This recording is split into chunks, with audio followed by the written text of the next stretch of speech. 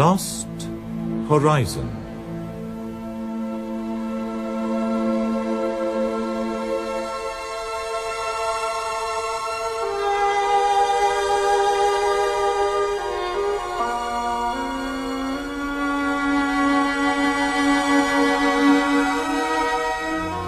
The novel by James Hilton.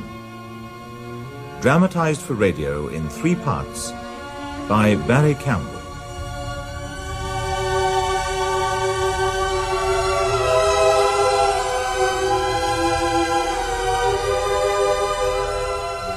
Starring Derek Jacobi as Hugh Conway.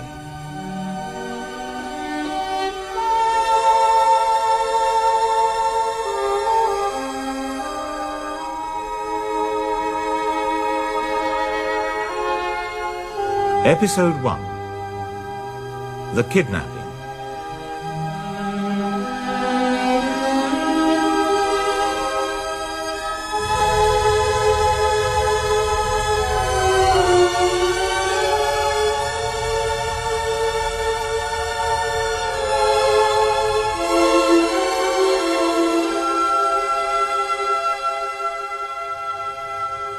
Cigars had burnt low, and we were beginning to sample the disillusionment that usually afflicts old school friends who meet again as men and find themselves with less in common than they used to think. Rutherford wrote novels. Wyland was one of the embassy secretaries. He'd just given us dinner at Templehof. Not very cheerfully, I fancied, but with the equanimity which a diplomat must always keep on tap for such occasions. That evening in Berlin in 1932, however, was far from dull. We had a good view of the big Lufthansa machines as they arrived at the aerodrome from all parts of Central Europe. And towards dusk, when arc flares were lighted, the scene took on a rich, theatrical brilliance. As I see it, the Weimar economic policy deliberately kept unemployment high and thereby encouraged the political extremists. I just look at the way the National Socialists rose to power.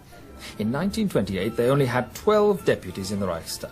3 years later, they had 107. Now they rule the roost. And you see that as a bad thing, do you, Rutherford? I ask Yes, because I think... I do. I see Herr Hitler as a damn bad thing. Perhaps it would be as well if we changed the subject. I thought it was only we diplomats who always talk politics. Anyway, this is supposed to be a reunion, not a discussion group. The writers are as bad as diplomats, if not worse, Wyland. After all, they have the ability to criticize without accepting any of the responsibility. Oh, no, that's just not fair, Hilton. Why, if the politicians and diplomats would only listen to us... Why, little Wyland, you're doing yourself proud. I'm awfully sorry. Oh, good Lord. It's Nigel Sanders. I didn't recognize you in your flying gear. It's hard to tell one of you chaps from another when you're dressed like that. Oh, I know that well enough. Don't forget, I was at Bascule. Quite. Well, do sit down and join us in a drink. Hilton, Rutherford, Nigel Sanders, flying type. How do you do? How do you do? That's right. Pull up a chair, pull up a chair. Brandy suit you? Oh, rather. Thank you. I say, isn't that Teddy Jerningham? What?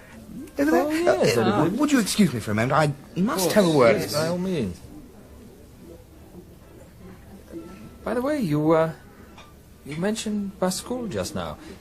I know the place slightly. What exactly happened there? Oh, just a bit of excitement we once had when I was in the service. The fact is, an Afghan or an Afridi or somebody ran off with one of our planes. There was the very devil to pay afterwards, as you can imagine. Most impudent thing I ever heard of. Why? How did it happen? Well, the blighter waylaid the pilot, knocked him out, pinched his kit and climbed into the cockpit without even a soul spotting him. How did he manage to fly the thing? Very well, apparently. Gave the mechanics the proper signals and was up and away in fine style. Oh, when did this happen? Oh, must have been about a year ago. May 31. We were evacuating civilians from Bascule to Peshawar after the revolution there. Place was in a bit of an upset, or I don't suppose the thing could have happened. Still, it did happen. And it goes some way to show that clothes make the man, doesn't it? Yes. I should have thought you'd have had more than one fellow in charge of a plane on an occasion like that. That's quite. Oh, we did on all the ordinary troop carriers. But this particular machine was a special one. The Indian survey people had been using it for high-altitude flights in Kashmir. And it never reached Peshawar. Never reached there, and never came down anywhere else, so far as we could discover. That was the queer part about it. Of course, if the fellow was a tribesman, he might have made for the hills, thinking to hold the passengers to ransom. Passengers? Yes. There were 4. 3 men and a woman. She was a missionary, I think. I suppose they all got killed somehow. There are heaps of places on the frontier where you might crash and not be heard of afterwards.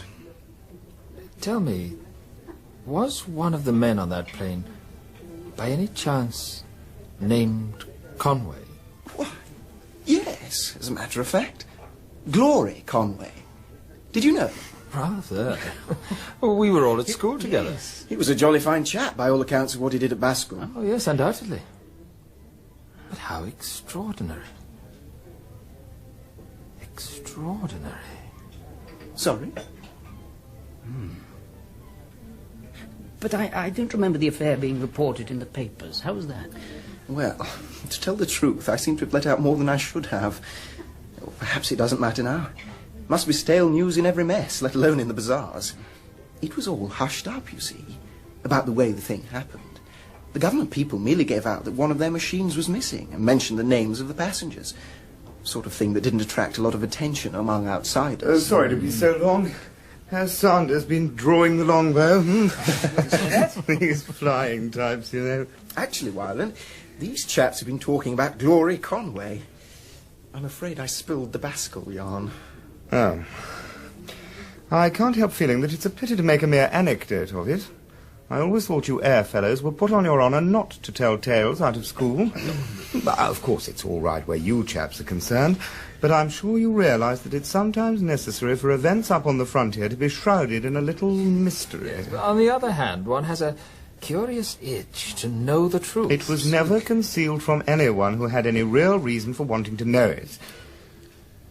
Conway, eh? Have you seen much of him since school, Hilton? No, we've rather lost touch. What about you, Rutherford? Just a little. At Oxford. A few chance meetings since. Did you come across him much? Once or twice when I was stationed at Angora. Did you like him? Like? I thought he was clever, but rather slack. Well, he's certainly clever. Had a most exciting university career, until the war broke out. Rowing blue, leading light at the Union, and so forth. Also, I reckon him the best amateur pianist I ever heard. Yet, in point of fact, one never heard much about him after those Oxford days. Of course, the war cut into his career. No, I understand he was blown up or something of the sort. Nothing very serious. Didn't he get a DSO in France? Yes, I believe he did. Well.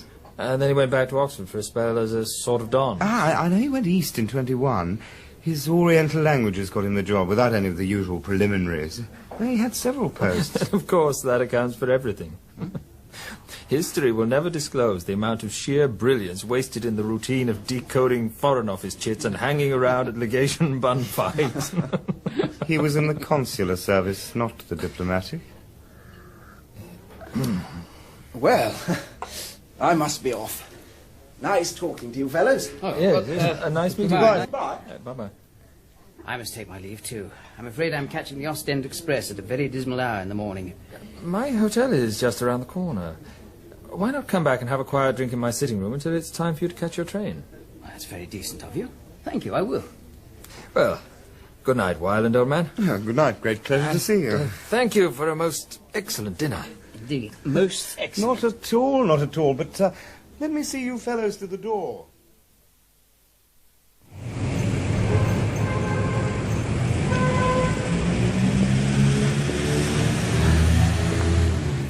If I'm honest, I can't say I care much for Wyland. What? Or rather, I can't stand his type. All that primness and mountainous self-importance. He is somewhat pompous. Pompous. All that business of putting people on their honour and telling tales out of school. As if the Bally Empire was the fifth form at St. Dominic's. Yes. But then I always fall foul of these Saab diplomats. Still, I wouldn't have missed this evening. It was a peculiar experience for me, hearing Sanders tell that story about the affair at Bascour. You see, I'd heard it before. Oh? I hadn't properly believed it. It was all part of a very much more fantastic story, which I saw no reason to believe at all. Really? But tell me more about Conway. Well, he was always very decent to me at school. As you know, I like him a good deal, although I've seen surprisingly little of him, if you measure it in time. Why did they call him Glory Conway? I never knew. He left at the end of my first term, and I never met him afterwards. That's nothing, really. He was tall, good-looking, and not only excellent at games, but walked off with every conceivable school prize. Well, that rather sentimental headmaster once referred to his exploits as glorious, hence the nickname. I see. Ah, here we are.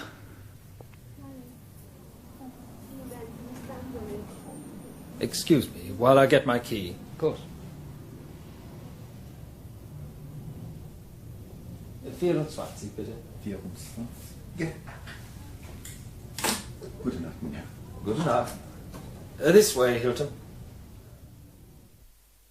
Help yourself to soda. Thank you.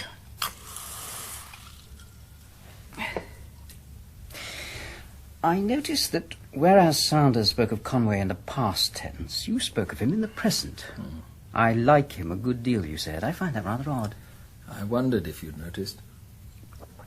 Well, the fact is, Conway isn't dead. Not dead? But how can you possibly know that? Because I travelled with him from Shanghai to Honolulu in a Japanese liner last November. Good Lord. Yes, it's a strange story.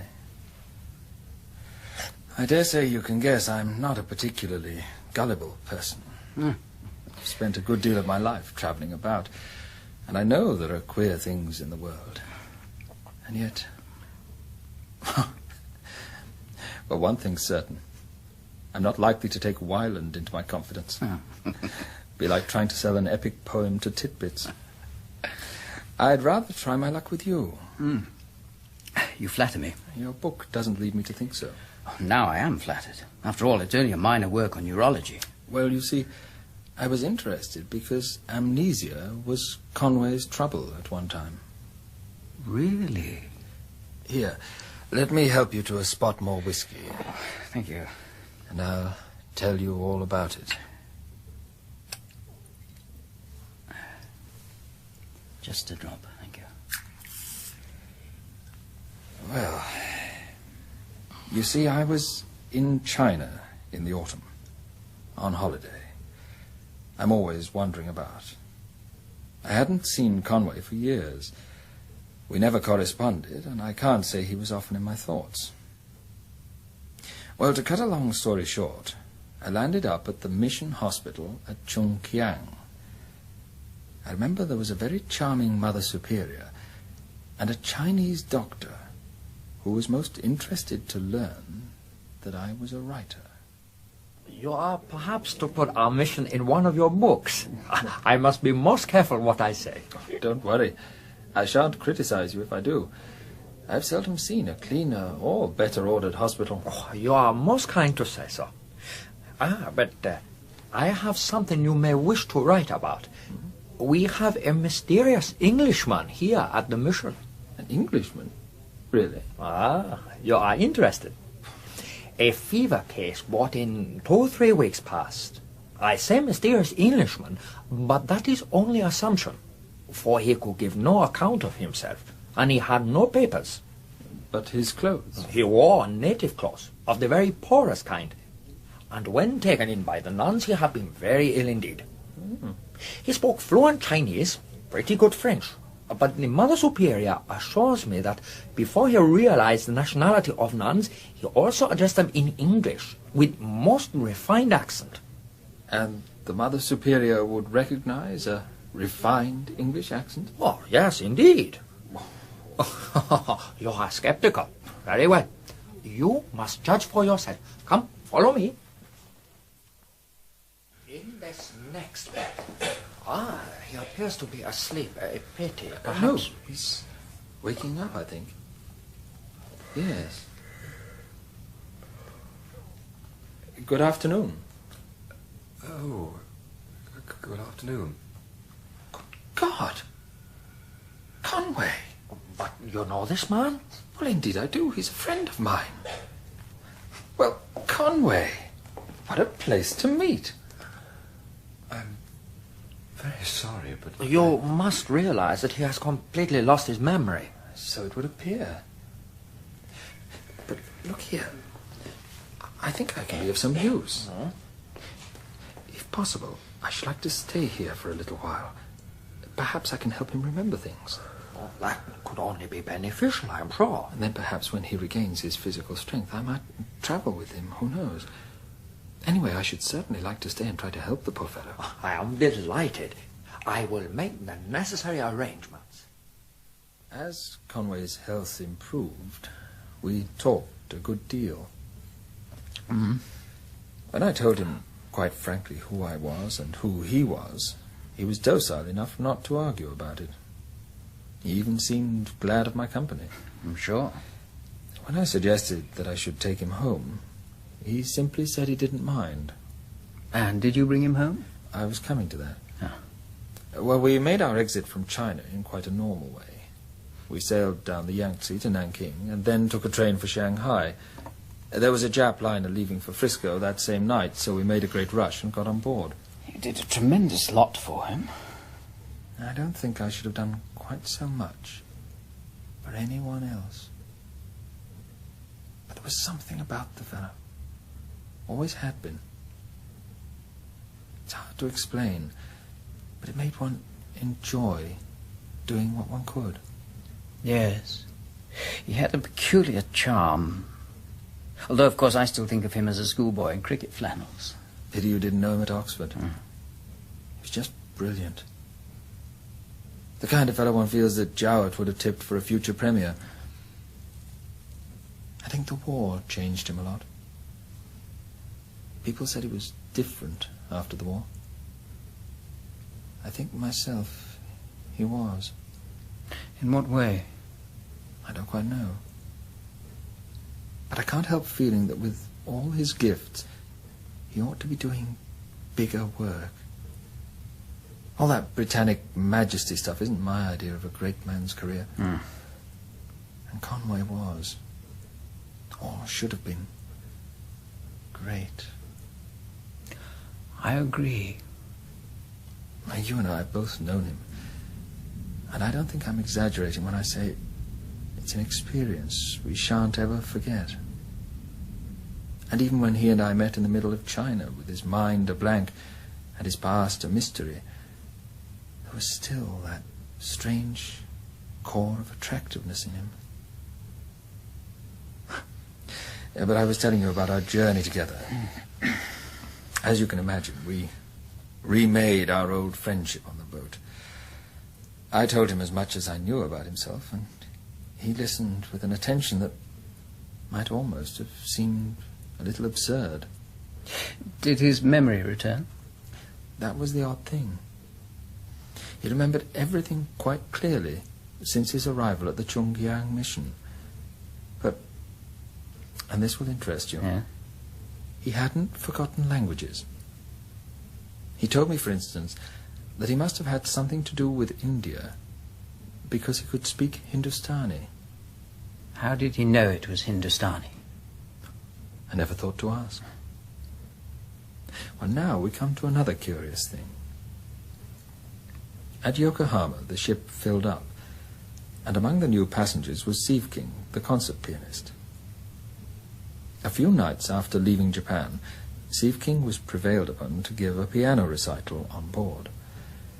Of course, Conway and I went along to hear him.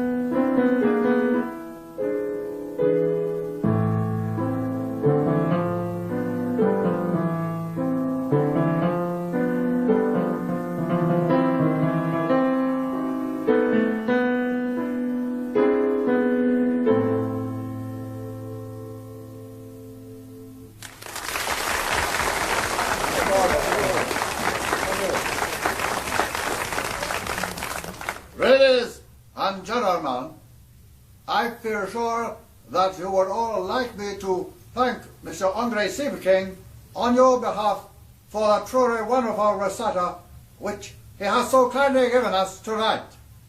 Thank you. Well, I must say that was first class.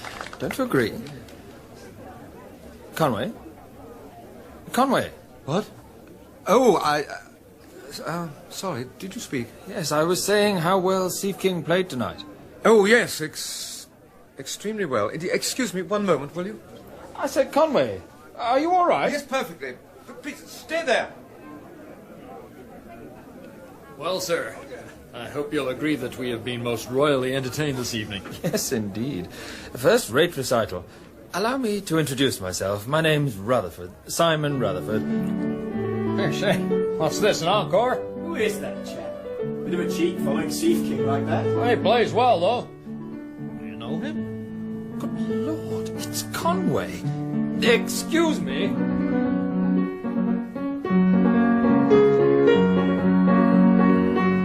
Conway, what the devil? Mr. Siebeking, please accept my apologies. My friend is unwell. Please, don't apologize. This is excellent.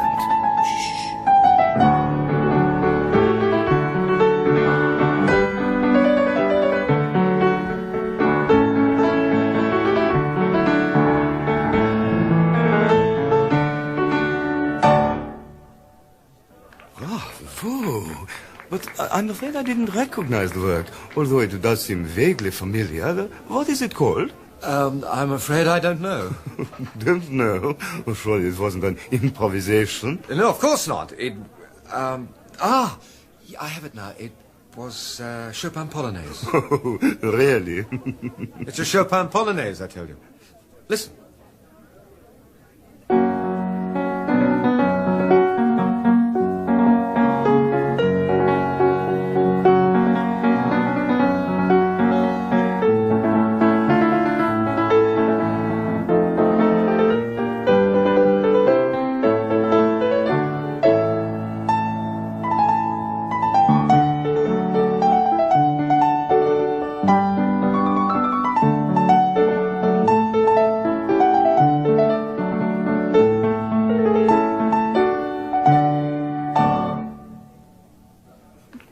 My dear fellow, I know everything of Chopin's that exists, and I can assure you he never wrote the work that you have just played. Damn it, I tell you, it's a Chopin Polonaise. Steady, I will Conway. agree that it is utterly in his style, but I challenge you to show me the score in any of the editions. Are you suggesting that I'm lying?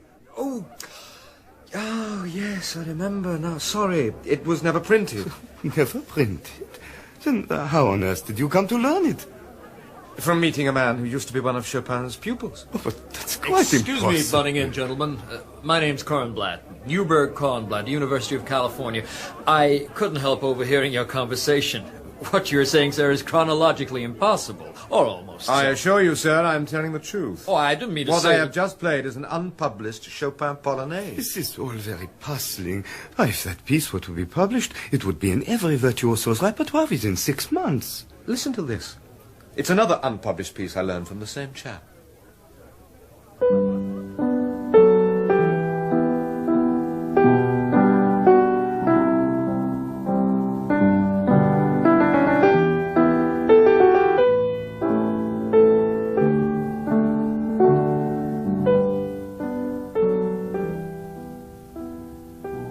I don't know if you're interested in music, Hilton, but even if you're not, I dare say you will be able to imagine something of Sieveking's excitement as Conway continued to play. Yes, indeed. To me, of course, it was a sudden and quite mystifying glimpse into Conway's past, the first clue, as it were. Sieveking was naturally engrossed in the musical problem, which was perplexing enough, as you'll realize when I tell you that Chopin died in 1849. Good Lord.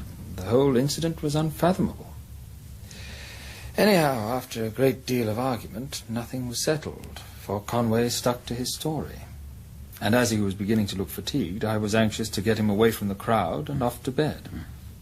Steve King said that he would arrange for Conway to play both pieces before a microphone. I often feel it was a great pity that he never did. Why especially? Because that night he got back his memory. But how on earth? We had both turned in, and I was lying awake when he came into my cabin and told me. His face had stiffened into what I can only describe as an expression of overwhelming sadness. He said he could call to mind everything, that it had begun to come back to him during Steve King's playing, though only sketchily at first. Then he sat for a long while on the edge of my bunk. And then? Well, of course, I said I was glad his memory had returned, but sorry if he already wished it hadn't. He looked up then and paid me what I shall always regard as a marvellously high compliment. Yes? Thank God, Rutherford, he said, that you are capable of imagining things. Then, after a while, we dressed and went on deck. It was a calm, starry night, very warm. I let Conway go his own way without questions at first. Somewhere about dawn he began to talk consecutively, and it was mid-morning and hot sunshine when he'd finished. He was very unhappy and couldn't have slept, so we talked almost constantly. About the middle of the following night the ship was due to reach Honolulu. We had drinks in my cabin the evening before. He left me about 10 o'clock. I never saw him again. You don't mean... Lord, no. He wasn't that sort. He just gave me the slip. Afterwards, I learned that he had managed to join the crew of a banana boat going south to Fiji. How did you get to know that? He wrote to me 3 months later from Bangkok, enclosing a draft to cover the expenses I had been put to on his account. Generous. He thanked me, said he was very fit, and that he was about to set out on a long journey to the northwest. That was all. Where did he mean? Yes. It's pretty vague, isn't it? A good many places must lie to the northwest of Bangkok. Berlin does, for one. So it does. But your glass is empty. Just a small one, thank you. Thank you. It's certainly an odd story. But the part that interests me is... I know. Just how did he get to the mission at Chungkiang? Well, how did he get to Chungkiang? He must have told you that night on the ship. He told me something about it. And it would be absurd of me, after telling you so much, to be secretive about the rest of it. But it's a longish tale, and there wouldn't be time to tell it before you have to be off to catch your train. Oh, that's a great pity. Besides, as it happens, there's a more convenient way. Huh? I am a little diffident about revealing the tricks of my dishonourable calling. But the truth is, Conway's story appealed to me enormously. I began by making simple notes, and then as certain aspects of the thing began to grip me, I fashioned my notes and recollected fragments into a single narrative. I take it and read it. You can make of it what you like. By which I suppose you mean that I'm not expected to believe it. Hardly as definite a warning as that. But mind, if you do believe it, it will be for Tertullian's famous reason. You remember? Credo quia impossibile. Not a bad argument, maybe. Let me know what you think, at all events. I took the manuscript away with me and read most of it on the Ostend Express. Before I could return it, I received a short note from Rutherford to say that he was off on his wanderings again. He was going to Kashmir, he wrote, and thence east. I was not surprised. As for the manuscript, the story it contained was incredible. And reading it in the early morning darkness as my train sped across Europe, I was reminded again and again of Tertullian's phrase, "I believe because it is impossible."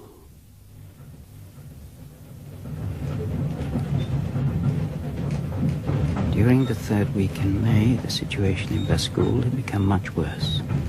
And on the 20th, the Air Force machines arrived by arrangement from Peshawar to evacuate the white residents across the mountains in troop carriers. Miscellaneous aircraft were also employed, among them a cabin machine lent by the Maharaja of Chandrapur. Well, it appears that you four are in luck. First-class luxury travel. You've drawn the Maharaja's liner, no less. Jolly good. Now, if I can just have a note of your names for the records, have to make sure no one gets left behind and so forth. Let's start with the lady, shall we? Roberta Brinklow of the Eastern Mission. Brinklow? Henry D. Barnard of the United States of America. Was that D or E? D. Oh, thank you. Captain Charles Mallinson, HM Vice Consul. And Hugh Conway, HM Consul. I'm very proud to meet you, sir. Very proud. Thank you for getting us all away in such good order. All in a day's work, sir. Now, if you'll follow me, I'll get you safely stowed aboard. Will you be flying us out yourself? No, worse luck. Chap from the field called Fenner will take you out in about 10 minutes' time. Charlie Fenner? I know him. Yes, that's a chap. All be pals together. Have you got your gear? Yes. Right, now, if you'll just follow me, please.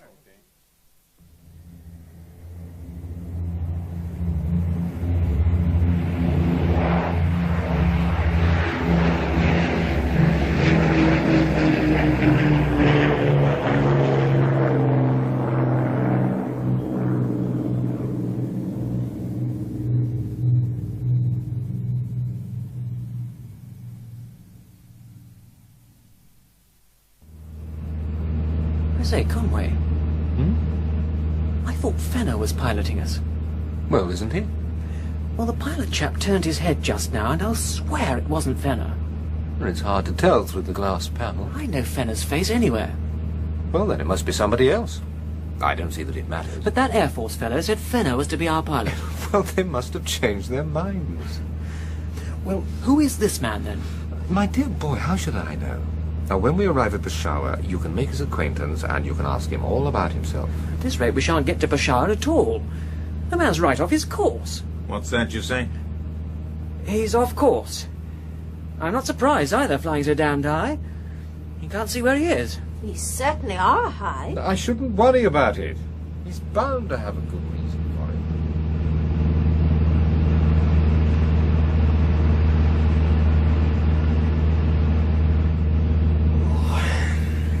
What time is it? At this rate, there'll hardly be time for a drink at the club when we land. Don't be too sure. We're going down now. My God, look down there. This isn't Peshawar. No, I didn't recognize this part of the world. It looks as if you're right. This man's lost his way. It's getting rough. You all right, Miss Brinklow? Thank you, I'm quite all right. Looks like he wants to land. He can't. He'd be simply mad if he tried to. He'll crash. Hold tight, all of you.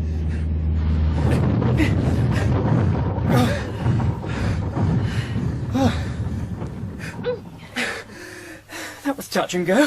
Is everyone all right? Yes, thank you. Where do you suppose we are? It's typical frontier country by the look of it. Well, what the devil? Look out there. Tribesmen, hundreds of them. They're surrounding the plane. Where's the pilot off to? I do hope nothing happens to him. Certainly knows how to fly a plane. I'm going to find out what's going on. It's no good. They won't let us out. You suppose Right, that... it's all right, all right. Look, they're bringing up cans of petrol. We've simply stopped for refueling. Well, that's a relief. For a moment there, I thought it was all up with us. And look there. I was right. That chap's not Fenner. Why, I don't believe he's even a European. If you ask me, this is all a bit fishy. What shall we do? Well, what can we do? We have no firearms of any sort. Even if we had, we're outnumbered 50-1. We'll just have to sit here and make the best of it.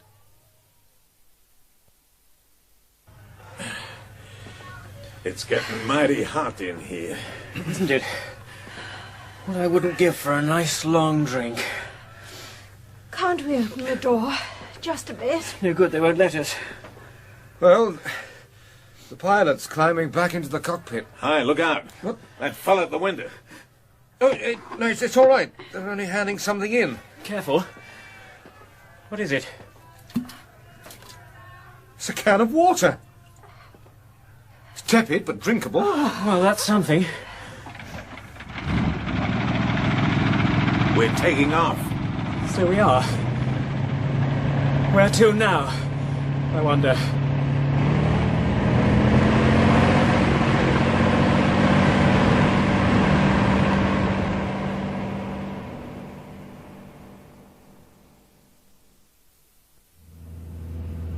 Well, at least it's cooler now. You know, I've been giving the matter some thought, and I think I've got the answer. Which is? We're being kidnapped for ransom. You don't say. Good gracious. Nothing to worry about there, Miss Brinklow. The tribesmen keep you hidden away in some lair in the mountains until the government pays up, and then you're released. They treat one quite decently, I believe. And since the ransom money is paid by the government, you're no worse off. The whole business is only unpleasant while it lasts. Afterwards, the air people send a bombing squadron, and you're left with a good story to tell for the rest of your life. Well, I dare say it's a cute idea on somebody's part, but I can't exactly say that your Air Force has covered itself with glory. You Britishers make jokes about the hold-ups in Chicago and all that, but I don't recollect any instance of a gunman running off with one of Uncle Sam's aeroplanes. I wonder what happened to the real pilot, old Fenner. They sandbagged him, I should reckon. Look here, I want all of you to go through your pockets and bags and let me have any blank scraps of paper you can find. What for, Mr. Conway? Well, if we have been kidnapped, and it seems very likely that we have, I intend to write SOS messages in several languages and then drop them out of the plane at intervals. Oh. First-class idea. It's a very slender chance, but it's worth a try, I'm sure. Okay, let's get to work.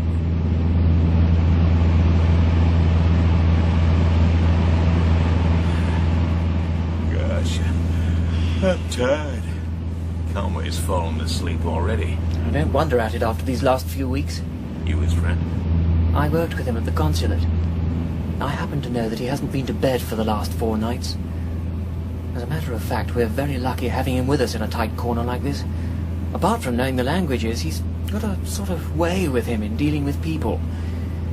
If anyone can get us out of this mess, he can. Well, let him have his sleep then. I think he looks a very brave man.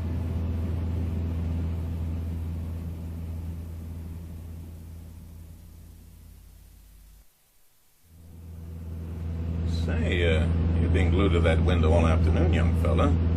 What can you see down there that's so darn interesting? Nothing. Nothing at all. It's all so misty. No, I think we're flying too high to get a clear sighting of anything below. You're still travelling east, though, I'm sure of that. Well, we seem to be in a fix, Miss Brinklow. But I'm glad you're taking it so calmly. I don't really think anything dreadful is going to happen to us. I'm certain it won't if you can prevent it. Yeah, quite. But you must let me know if there's anything we can do to make you more comfortable. Comfortable? Why, of course we're comfortable. We're just enjoying the trip. Pity we haven't got a pack of cards. We could make up a bridge for. But I don't suppose Miss Brinklow plays. Indeed I do. I see no harm whatever in playing cards. There's nothing against them in the Bible, you know. This is all very well, but are we going to sit here twiddling our thumbs while this maniac flying us does everything he damn well wants? What's to stop us smashing that panel and having it out with him? Nothing at all, except that he's armed and we're not. In any case, none of us would know how to bring this machine back to Earth afterwards. It can't be very hard, surely. I dare say you could do it. My dear Mallinson, why is it always me you expect to perform these miracles? Well, anyway, this business is beginning to get on my nerves. Can't we make the fellow take us down? Now, how do you suggest it should be done? Well, he's there, isn't he? About 6 feet away from us, and we're 3 to 1. At least we might force him to tell us what the game is. Very well. We'll see. Let me get by. Thank you. Hello there. What's going on? Look out! He's pointing his revolver. It's bluff. He wouldn't dare shoot. If you don't mind, I'd rather leave you to make sure. Well, I do feel we ought to put up some sort of fight. Putting up a fight without a decent chance of winning is a poor game, and I'm not that sort of hero. Good for you, sir. When someone's got you by the short hairs, you may as well give in pleasantly and admit it. For my part, I'm going to enjoy a cigar. I hope you don't think a little extra danger matters to us. No, not at all, but I think it might bother Miss Brinklow. Pardon me, madam, but do you object to my smoking? Not at all. I enjoy the smell of a cigar. Ah, well, a cigarette, Mallinson. No, thank you.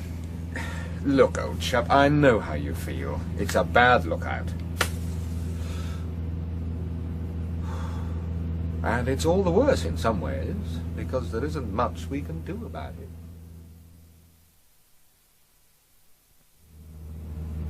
I wonder where we are. I should imagine we're still in India. You recognize where we are then? Well, no, I've never been anywhere near here before, but I wouldn't be surprised if that mountain there isn't Nanga Parbat, the one Mummery lost his life on in '65. The structure and general layout seems in accord with all I've heard about it. You a mountaineer yourself? In my younger days, I was keen. Only the usual Swiss clubs, of course. There'd be more point in discussing where we're going to. I wish to God somebody could tell us. Looks to me as if we're heading for that range yonder. Don't you agree? Certainly. And I think that range must be the Karakorums. There are several passes if our man intends to cross them. Our man? You mean our maniac? I reckon it's time we dropped the kidnapping theory. We're far past the frontier now, and there aren't any tribes living round here. The only explanation I can think of is that this fellow's a raving lunatic. Would anybody but a lunatic fly into this sort of country? I know that nobody but a damn fine Emma would. I agree. I never was any good at geography, but I understand that these are reputed to be the highest mountains in the world, and if that's so, it's a pretty first-class performance to cross them. And also the will of God. You're quite right, Barnard. This affair grows more and more remarkable. Remarkable or not, I don't feel inclined to propose a vote of thanks because the fellow happens to be a stunt flyer. Even if he is, he can be just as much a lunatic. Very well organized lunacy, though, wouldn't you say? Don't forget that landing for petrol. Also that this machine was the only one at the airfield that could climb to this sort of height. That doesn't prove he isn't mad. He may have been mad enough to arrange the whole thing. Of course, that is possible. Well then, what we've got to do is to decide on a plan of action. What are we going to do when he lands? If he doesn't crash and kill us all, that is. What are we going to do? Rush forward and congratulate him on his marvellous flight, I suppose? Not on your life. I'll leave you to do all the rushing forward.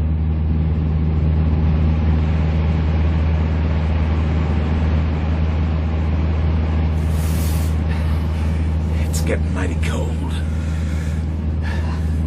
Full moon out there. I wonder how far we've traveled. Anything up to 1,000 miles, I should say. Where would that bring us to? It's not easy to judge, but probably some part of Tibet. If these are the Karakorums, Tibet lies just beyond one of those crests. One of them must be K2. Next on the list after Everest. Boy, this is some scenery. And from a climber's point of view, K2 is much stiffer than Everest. The Duke of Abruzzi gave it up as an absolutely impossible peak. God! I guess you must be the official guide on this trip, Conway. Boy, if I had a flask of cognac, I wouldn't care if it was Tibet or Tennessee. But what are we going to do about it? I just don't see how you can sit there and make jokes about it. Well, it's as good as making a scene about it, young fella. As you haven't asked my opinion, perhaps I oughtn't to give it, but I should like to say that I agree with Mr. Mallinson. I'm sure the poor man can't be quite right in the head. The pilot, I mean, of course. There would be no excuse for him anyhow, even if he were not mad. Hold on! Oh.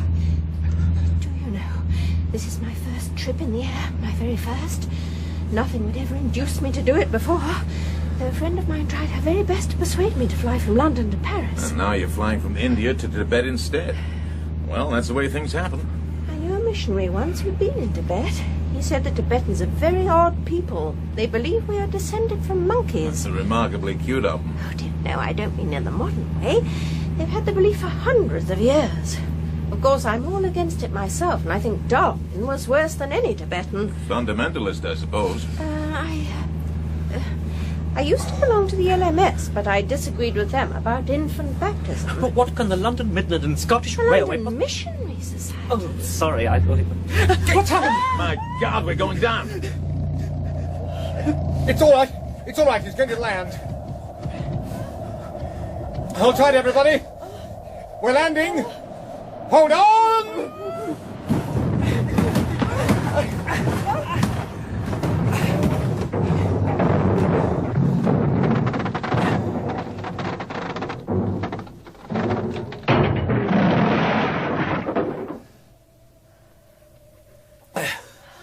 Is everyone all right? I think so. Quite all right. Just a bruise or two. I'm going to open the door. Careful now. No need to be careful. This looks like the end of the world. What can you see? Not much. There's not a soul about, anyhow. Hold on. We'll go out together. It's all right. Jump down. God, it's cold. It's all right, Barnard. Okay. Help Miss Brinker down, will you? I'm not scared of that fellow on land, whoever he is. I'm going to tackle him right away. Mallinson, be careful. All right, man. Yes, thank you. What's happening? I say, Conway! What? I think this fellow's ill, or dead, or something. Hang on, I'll come up and have a look.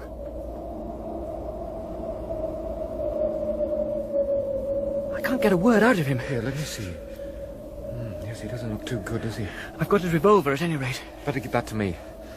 It's difficult to see exactly what's happened to I've got him. some matches, but in his No, window... for God's sake, don't strike a match. Can't you smell the petrol?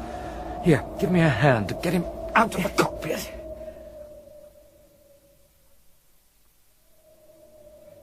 Lay him down. Careful now. Here, let me help. What has happened to him? Poor fellow. He's unconscious, but not dead.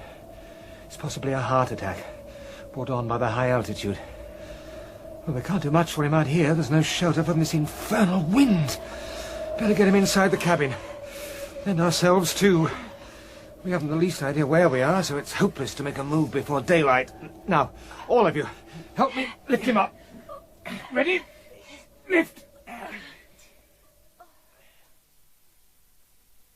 How is he now? His heart's very faint. I wonder if this would be of any use to the poor man. Of course, I never touch a drop myself, but I always carry it with me in case of accidents. And this is the sort of accident. I should say it is. Brandy. Brandy, by God. Just the stuff for him, thanks. Mallinson, I should think it's safe to light that match now. Let's have a look at him. Righto.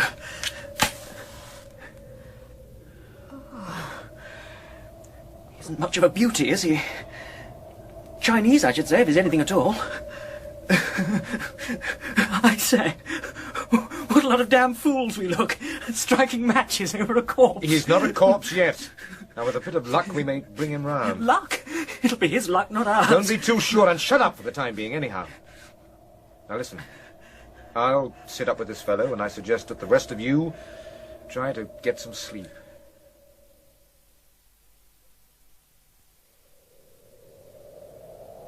Bleak, isn't it? Bleak, but magnificent. Just look at that mountain in the sunrise. Quite perfect. Any idea where we are? At a guess, I should say we've reached the loftiest and least hospitable part of the Earth's surface. That bad, huh? Well, what are we going to do? What indeed? We have no food. The plane won't fly, even if we could fly it. But surely when the pilot recovers... The pilot is dead. He died during the night. I see. I thought he was still sleeping. I hope you're not feeling too bad this morning, Miss Brinklow. No, no. The soldiers in the war had to suffer worse things than this. I've just been saying a prayer for the poor pilot. Well, we're in a pretty fine pickle now, Conway. What are we going to do? I don't know. But the pilot said... You spoke to him? Good God. Yes, but I'm sorry to say he told me very little. Merely that we are in Tibet, which is obvious anyway. But why on earth? He didn't give any coherent account of why he brought us here. But he seemed to know the locality. He spoke a kind of Chinese that I don't understand very well. But I think he said something about a lamasery near here, along the valley. Did he, by Jove? A lamasery? What's that? It's a Buddhist monastery. He said we could get food and shelter there. Well, that's something. Yes. He was most emphatic that we should go there. Which it doesn't seem to me any reason at all why we should. After all, he was probably off his head, wasn't he? You know as much about that as I do. But if we don't go to this lamasery, where else are we to go? Anywhere you like, I don't care. All I'm certain of is that this, lamasery, if it's in that direction, must be a few extra miles from civilization. I should feel happier if we were lessening the distance, not increasing it. Damnation, man, aren't you going to get us back? I don't think you probably understand the position, Mallinson. We're in a part of the world that no one knows very much about, except that it's difficult and dangerous, even for a fully equipped expedition. Yeah, that's right. Considering that hundreds of miles of this sort of country probably surround us on all sides, the notion of walking back to Peshawar doesn't strike me as very hopeful. I don't think I could possibly manage it. Then it looks as if we're damn lucky that this lamasery is around the corner. If it is. Comparatively lucky, maybe. After all, we've no food. In a few hours we shall all be famished, and then tonight, when it gets colder again... Well, it's not a pleasant prospect. No, indeed. Our only chance, it seems to me, is to find some other human beings.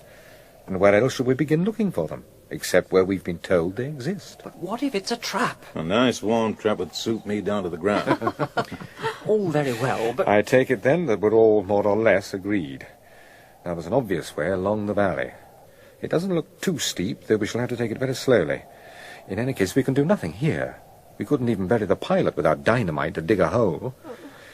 Besides, the lamasery people may be able to supply us with porters for the journey back. Yeah. Now, I suggest we start at once, so that if we don't locate the place by late afternoon, we shall have time to return here for another night in the cabin of the aeroplane. And suppose we do locate it? Have we any guarantee we shan't be murdered? None at all, but I think it a less, and perhaps also a preferable risk to being starved or frozen to death up here. Oh, yes. As a matter of fact, murder is the very last thing one would expect in a Buddhist monastery. It would be rather less likely than being killed in an English cathedral. Like St. Thomas of Canterbury. Quite. Very well, then. We'll be off to the lamasery, wherever it is. Let's just hope it's not halfway up a mountain, because if it is... Look up there. My God. What's that coming out of the mist? Men. Coming down the slope.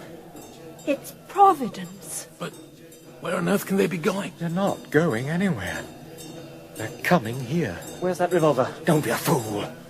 Keep still. All of you. Just stand still. One of them's coming over. Looks like their leader. Funny-looking cove, looks Chinese. I hope he speaks Chinese. They don't look violent. How do you do? My name is Chang. I am from the lamasery of Shangri-La.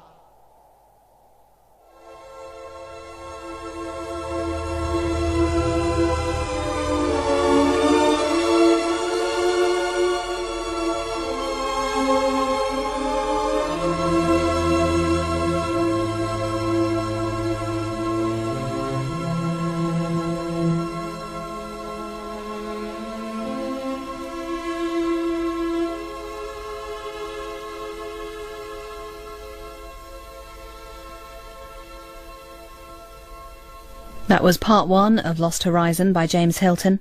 In it you heard Derek Jacobi, Andrew Branch, Alan Tilvern, Carol Marsh, John Livesey, Sean Probert, Alaric Cotter, Gary Cady, John Bull and Garrett Green. The pianist was Anthony Mile, and it was dramatised by Barry Campbell. The producer was Graham Gould.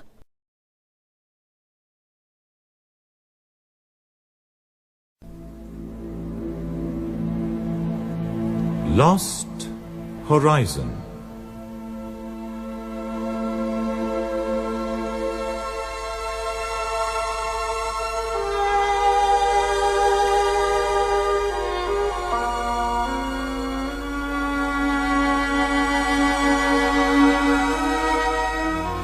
The novel by James Hilton. Dramatized for radio in 3 parts by Barry Campbell.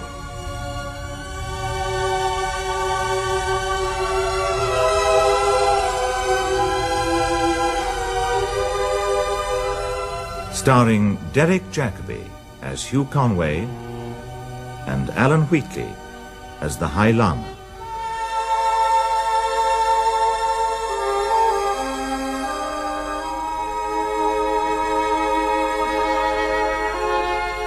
Episode 2, Shangri-La.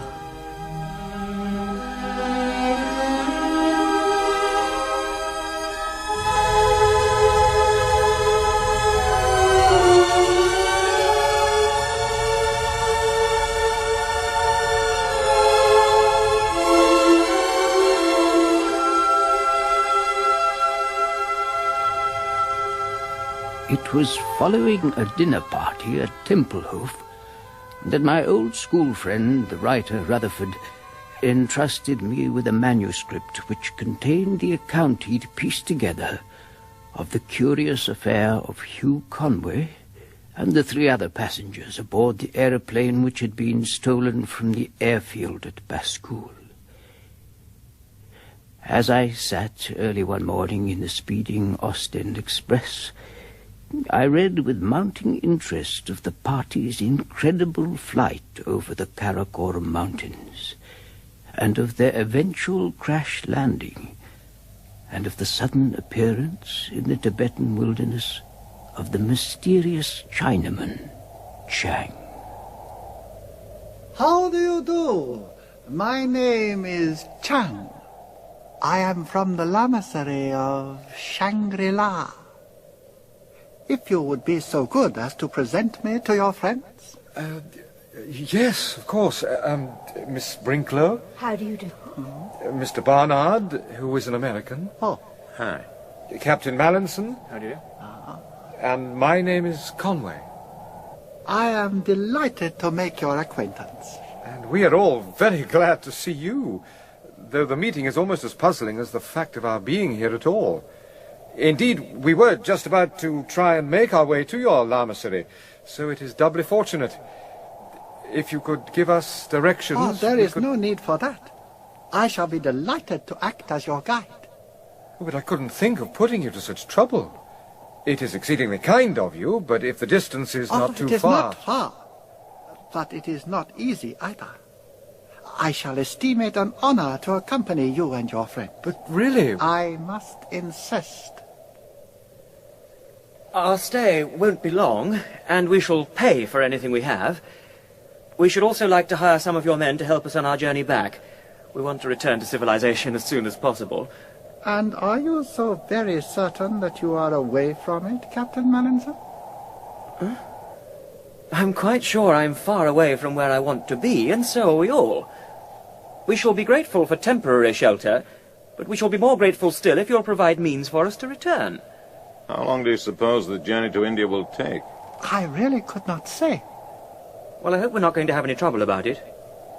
I've had some experience of hiring native porters, and we shall expect you to use your influence to get us a fair deal. I can only assure you, Captain Mallinson, that you will be honorably treated, and that, ultimately, you will have no regrets. Ultimately? But come, you must all be hungry and thirsty after your ordeal. If you will come this way, there is wine and fruit available for you. Thank you. It will give you strength for the journey. Oh, thanks, that's great. Ah, Mr. Conway, you are contemplating the mountain. Yes, it's a fine sight. It has a name, I suppose? It is called Karakal. I don't think I've ever heard of it. Is it very high? Over 28,000 feet. Indeed. I didn't realize there would be anything on that scale outside the Himalaya. Has it been properly surveyed? Whose are the measurements? Whose would you expect, my dear sir? Is there anything incompatible between monasticism and trigonometry? Not at all. Not at all. But come, we must begin our journey. Are you all right, Miss Brinklow? Yes. Yes, thank you. Yes, it's a curious sensation. It must be the rarefied air. One has to breathe consciously and deliberately. It's not altogether unpleasant, though. I ran for a train once and felt just like this. You're lucky, Conway. It doesn't seem to affect you. God, I wish I could be carried in a chair like that Chinese fellow. Damn cheek. Oh, come on. We're nearly at the top. And they're slowing up. What's this? Oh, I'm coiling ropes. Do they mean to hang us already? The next stage must be a bit tricky. I expect we're all going to be roped together. Oh, dear. Yeah, it'll be all right. I'll do my best, but you know I've never been roped before.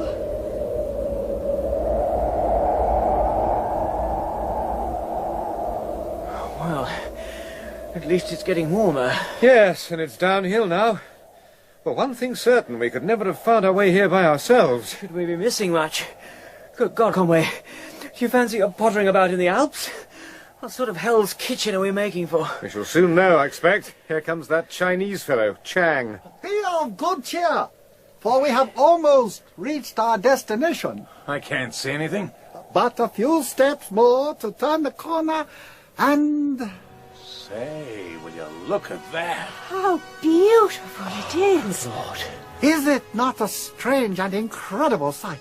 Always it impresses me, this group of coloured pavilions clinging to the mountainside, with the chance delicacy of flower petals impaled upon a crag. Is it not exquisite? Is it not superb? It is indeed superb.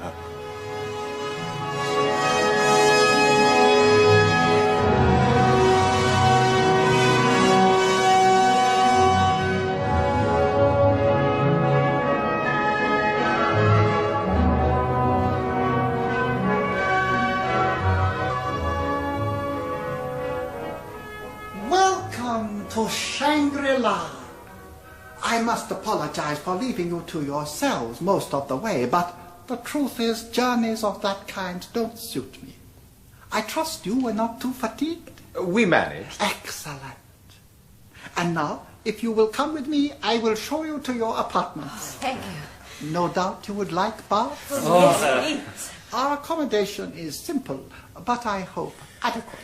Well, I can't say I like your climate yet. The air seems to stick on my chest a bit. Whew. But you've certainly got a darn fine view out of your front windows. Do we all have to line up for the bathroom, or is this an American hotel? I think you will find everything quite satisfactory, Mr. Barnard. I should hope so indeed. And afterwards, I should be greatly honored if you will all join me at dinner. And afterwards, if you don't mind, we'll make our plans for going away. And the sooner the better, as far as I'm concerned. You are fond of Chinese cooking, Mr. Conway? Yes, very much so, and this is delicious. Oh, please, help yourselves to more food and wine, ladies and gentlemen. You will excuse me if I do not join you, but my diet is very restricted. I am obliged to take care of myself. More wine, Mr. Barnard. Thank you. It's delicious. I feel quite refreshed. I trust that we are less barbarian than you expected. Yes, indeed. Although I must confess I never expected to find central heating in a Tibetan monastery. Did I tell you about my bath? Green porcelain, and what's more, made in Akron, Ohio. Can you beat that? You seem such a very fortunate community, and most hospitable to strangers. I don't imagine, though, that you receive them often. Oh, seldom indeed. It is not a travelled part of the world. Please will you tell us about the monastery? Oh, it will give me the greatest of pleasure, madam, so far as I am able. What exactly do you want to know? Well, first of all, how many of you are there here, and what nationality do you belong to? Those of us in full Lamahood number about 50, and there are a few others like myself who have not yet attained to complete initiation.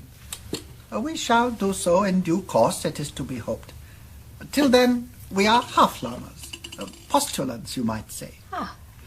As for our racial origins, there are representatives of a great many nations among us, though it is perhaps natural that Tibetans and Chinese make up the majority. But your glass is empty, Captain Mallinson. Please, help yourself. Thank you. Shangri-La is really a native monastery, then. Is your head lama a Tibetan or a Chinese? No. Are there any English? Several. Dear me, that seems very remarkable. Now, tell me what you all believe in. That's a rather big question. Of course, I believe in the true religion, but I'm broad-minded enough to admit that other people, foreigners, I mean, are quite often sincere in their views. And naturally, in a monastery, I wouldn't expect to be agreed with. But why not, madame? Must we hold that because one religion is true, all others are bound to be false? Well, of course, that's rather obvious, isn't it? Really, I think we'd better not argue. But Miss Brinklow shows my own curiosity about the motive of this unique establishment. If I were to put it into a very few words, my dear sir, I should say that our prevalent belief is in moderation.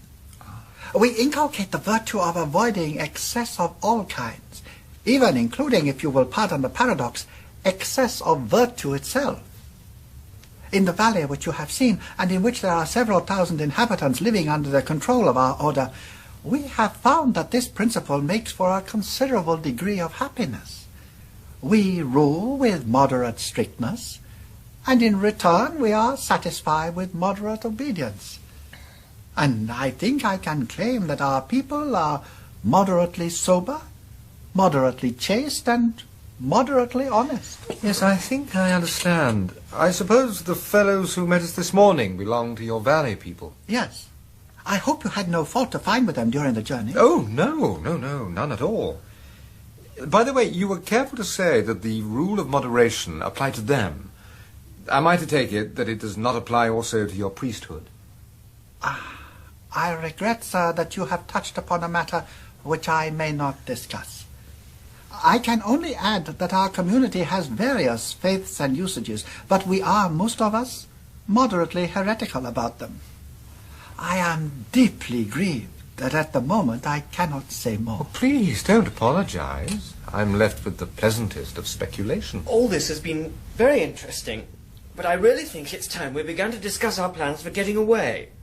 We want to return to India as soon as possible. How many porters can we be supplied with? Unfortunately, Captain Mallinson, I am not the proper person to approach. But in any case, I hardly think the matter could be arranged immediately. But something has got to be arranged. We've all got our work to return to, and our friends and relatives will be worrying about us. We simply must return. We're obliged to you for receiving us like this, but we really can't slack about here doing nothing. If possible, we should like to set out tomorrow. I am sorry, but as I have already said, this is scarcely in my province. Isn't it? Well, perhaps I can do something at any rate. If you could get us a large-scale map of the country, it would help. And it would be a good idea to send messages ahead also to reassure our relatives. How far away is the nearest telegraph line? Well, where do you send? Send when you want anything civilized, I mean. You won't tell me then. I see. It's all part of the mystery. Conway, I must say I think you're damned slack. Sit down and be quiet. You're overwrought. Why don't you get at the truth? I'm all in for the time being, but tomorrow we must get away. Tomorrow. Essential. We must get... Captain Mallinson! Tomorrow he will be much better. The air here is difficult for a stranger at first, but one soon becomes acclimatized. I expect we're all feeling it somewhat. I think we'd better adjourn this discussion and go to bed. Barnard, will you look after Mallinson? I'll be along shortly. Surely. And I'm sure you're in need of sleep too, Miss Sprinkler. Yes, I am, rather. I will summon the servants to take you to your room. Now that the others have gone, I don't want to delay you long, so I'd better come to the point. Please do. Our return journey has to be arranged, and we can't do it without help. Now, of course, I realize that leaving tomorrow is impossible. And for my own part, I hope to find a minimum stay here quite interesting. But that, perhaps, is not the attitude of my companions. So if it is true, as you say, that you cannot help, please put us in touch with someone who can. You are wiser than your friends, my dear sir, and therefore you are less impatient. I am glad. That's not an answer. I feel sure you have no cause to worry about the matter. No doubt, in due course, we shall be able to give you all the help you need. There are difficulties, but if we approach the problem without undue haste... I'm not suggesting haste. I'm merely seeking information about porters. That raises another point. I very much doubt whether you will easily find men willing to undertake such a journey. They have homes in the valley, and they don't care to leave them to make long and arduous trips outside. Yeah, but they can be prevailed upon to do so. Or else why and where were they escorting you this morning? This morning? Oh, that was quite a different matter. In what way? Weren't you setting out on a journey when you chanced to come across us? I see. I understand. Then it wasn't a chance meeting. I did wonder at the time. So you came deliberately to meet us. Now that suggests you must have known of our arrival beforehand. And the interesting question is, how? Come onto the balcony. It is rather warm in here. You are very clever, but not entirely correct. For that reason, I should counsel you not to worry your friends by these abstract discussions. Believe me, neither you nor they are in any danger at Shangri-La. And yet you drug our food? Ah, you noticed that. Merely a herbal preparation to relieve the respiration and to help put you at your ease after your ordeal. It appears to have affected Captain Mallinson rather more than the rest of you. I rather think he drank more wine.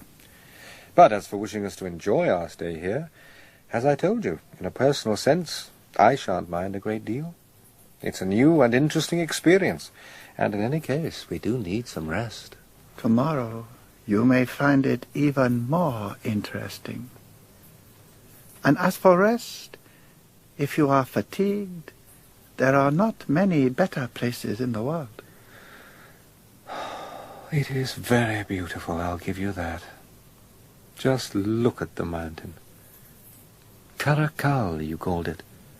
So brittle and clear against the blue immensity beyond. The whole valley might be a landlocked harbour, and Caracal the lighthouse. Look, there at the light on the summit. It's ice blue. Magnificent. What does the name Caracal mean? Caracal in the valley patois means blue moon.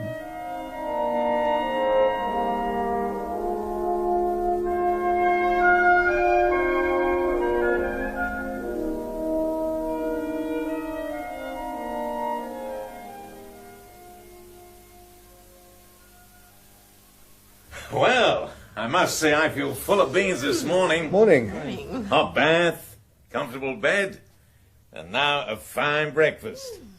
What more could a man want? It's not at all what I expected. It's so comfortable. Good morning. Morning. Truly, as your national poet says, sleep knits up the ravelled sleeve of care. I suppose you mean Shakespeare, though I don't recognize the quotation. But I know another one that says, stand not upon the order of your going, but go at once. Without being impolite, that's rather what we should all like to do. And I want to hunt around for those porters this morning, if you've no objection. I am sorry to have to tell you it would be of little use. I fear we have no men available. But good God, man, you don't suppose we're going to take that for an answer, do you? I am sincerely regretful, but I can suggest no other. You seem to have figured it all out since last night. You weren't nearly so dead sure of things then. I did not wish to disappoint you when you were so tired from your journey. You may recollect it was remarked yesterday by Captain Mallinson that we are bound to have occasional communication with the outside world. That is quite true. Yeah, you see, I was right. From time to time we require certain things from distant entrepôts, and it is our habit to obtain them in due course. The point of importance is that such a consignment is expected to arrive shortly, and as the men who made the delivery will afterwards return, it seems to me that you might manage to come to some arrangement with them. Indeed, I cannot think of a better plan, and I hope when they arrive... When do they arrive? The exact date, of course, is impossible to forecast. The hazards of weather and so on. Oh, it will probably not be longer than 2 months. 2 months? Or 3, or 4, or 5?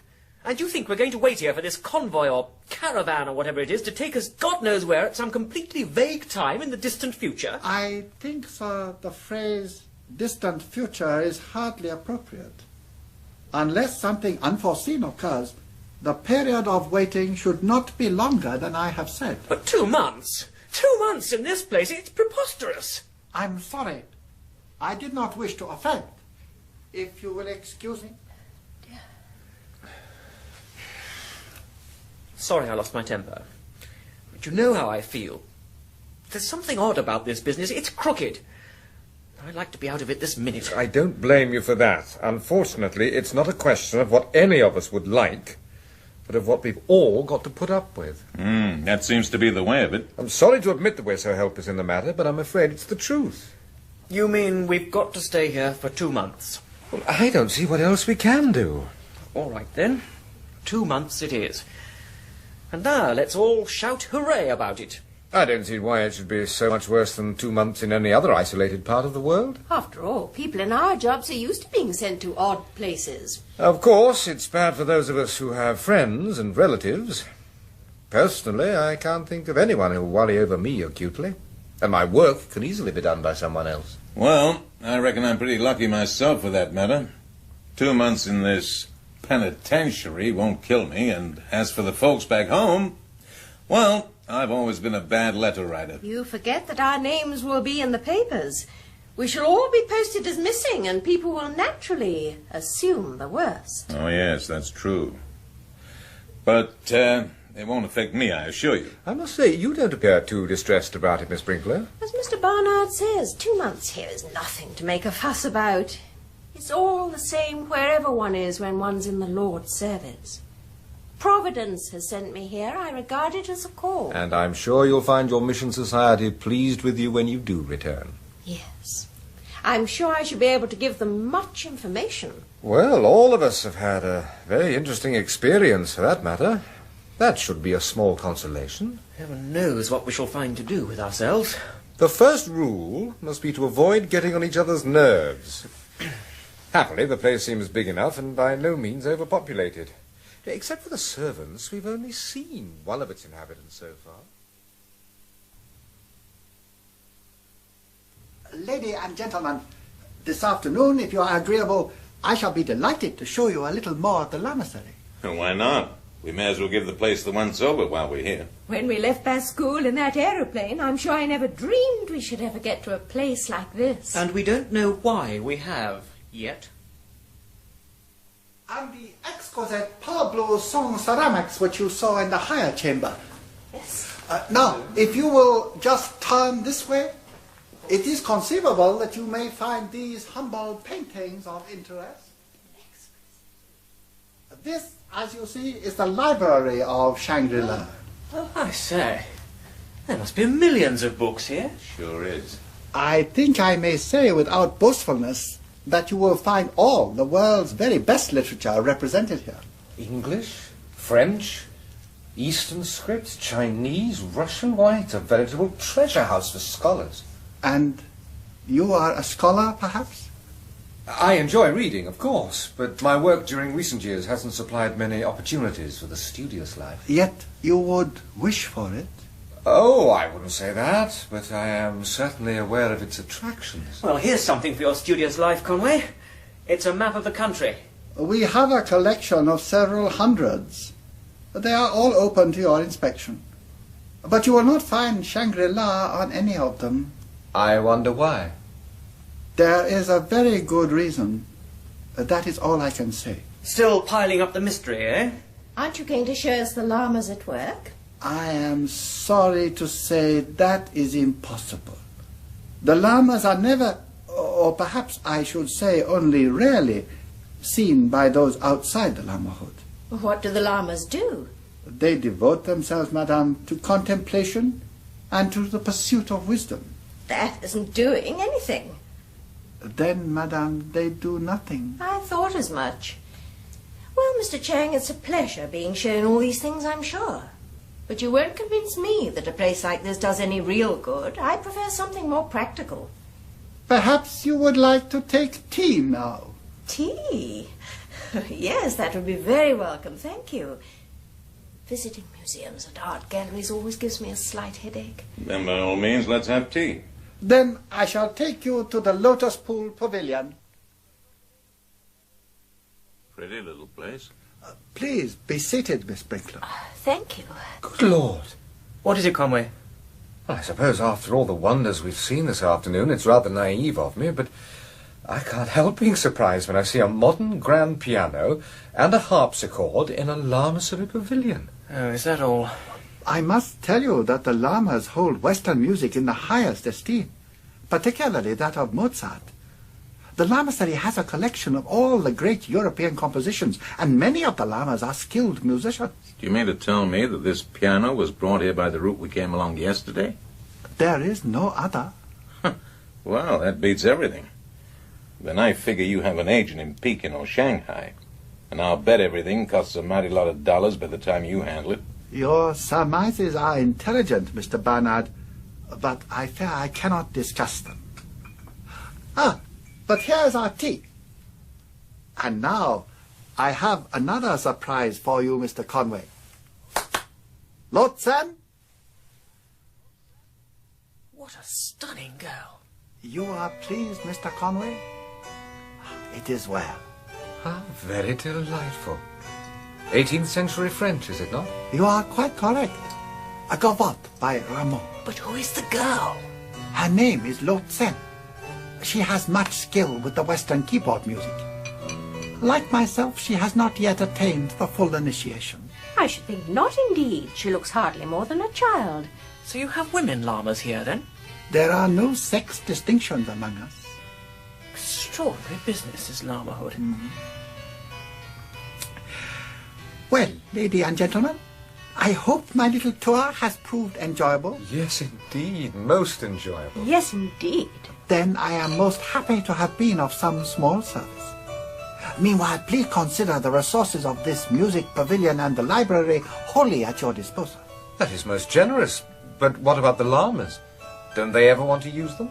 They yield place with much gladness to their honored guests. Well, that's what I call real handsome. And what's more, it shows that the lamas do really know we exist. Makes me feel more at home somehow. You've certainly got a swell outfit here, Chang. And that little girl of yours plays the piano very nicely. How old would she be, I wonder? I am afraid I cannot tell you. You don't give away secrets about a lady's age, is that it? Precisely.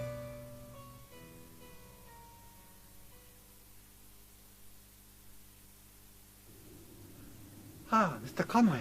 What? It is most calm and beautiful in the courtyards, is it not? Indeed it is, Chang. And the moon makes it even more so. Yes.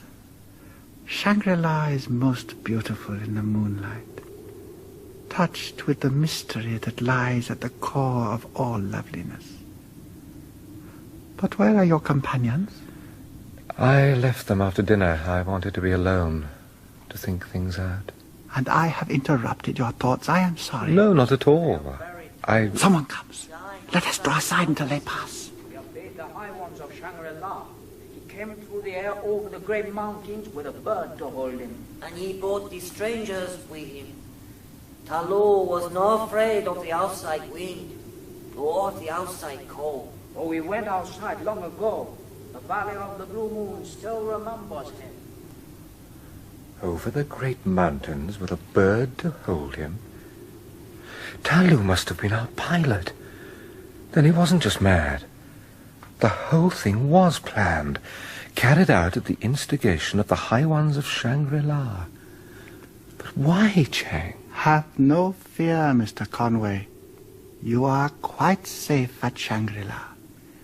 And soon, I assure you, all these mysteries will be revealed to you. But in the meantime, if I were you, I would not share your discovery with your friends. It might only serve to distress them unnecessarily. Well, I reckon some folks have to get used to far worse places. But you know, Chang, in some ways, this is a damn bad hotel. You are displeased? Yeah. Don't you ever have any newspapers sent in?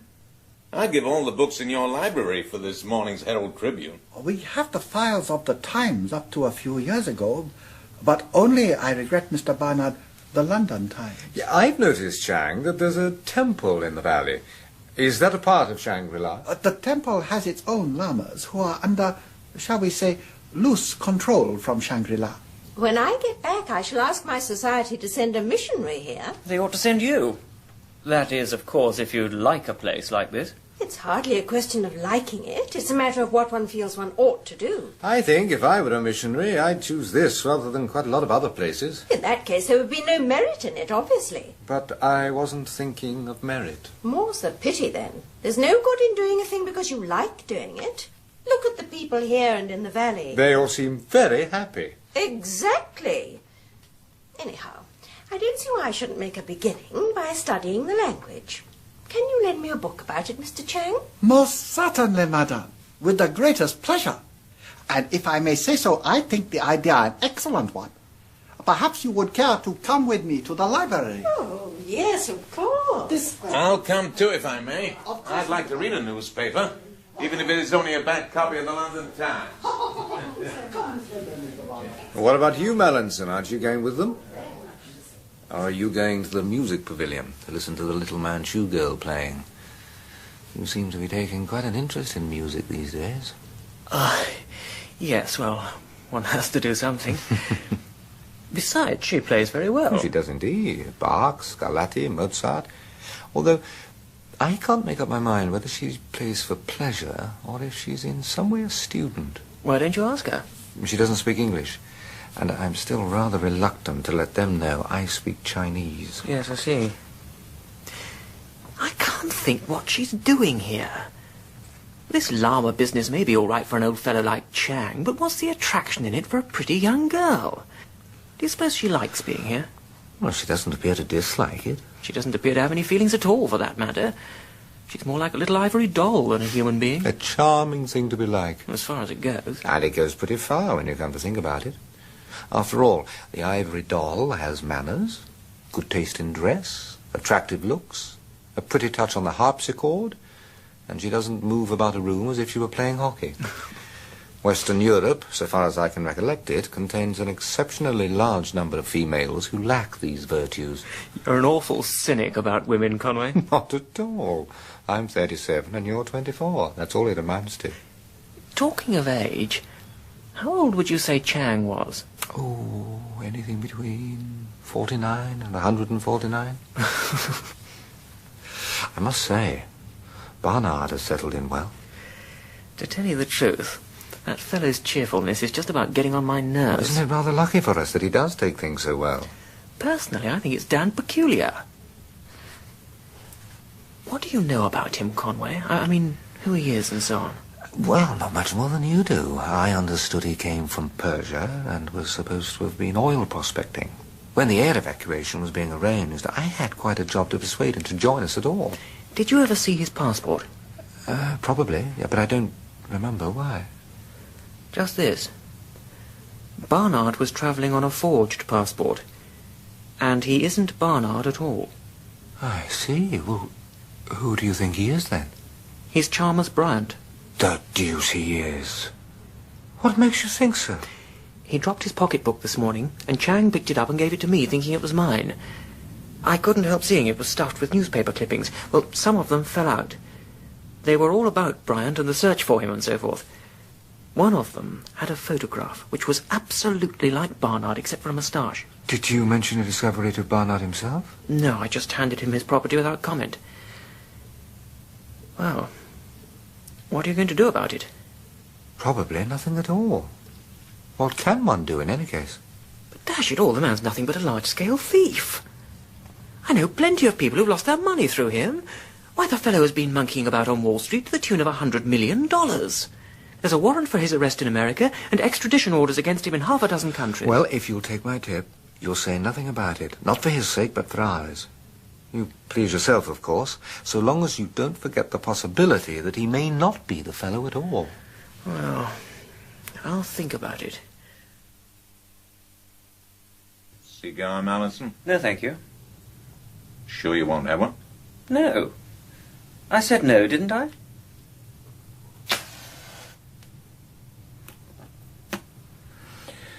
Well, I guess you all know who I am. Yes, Mallinson and I think we do.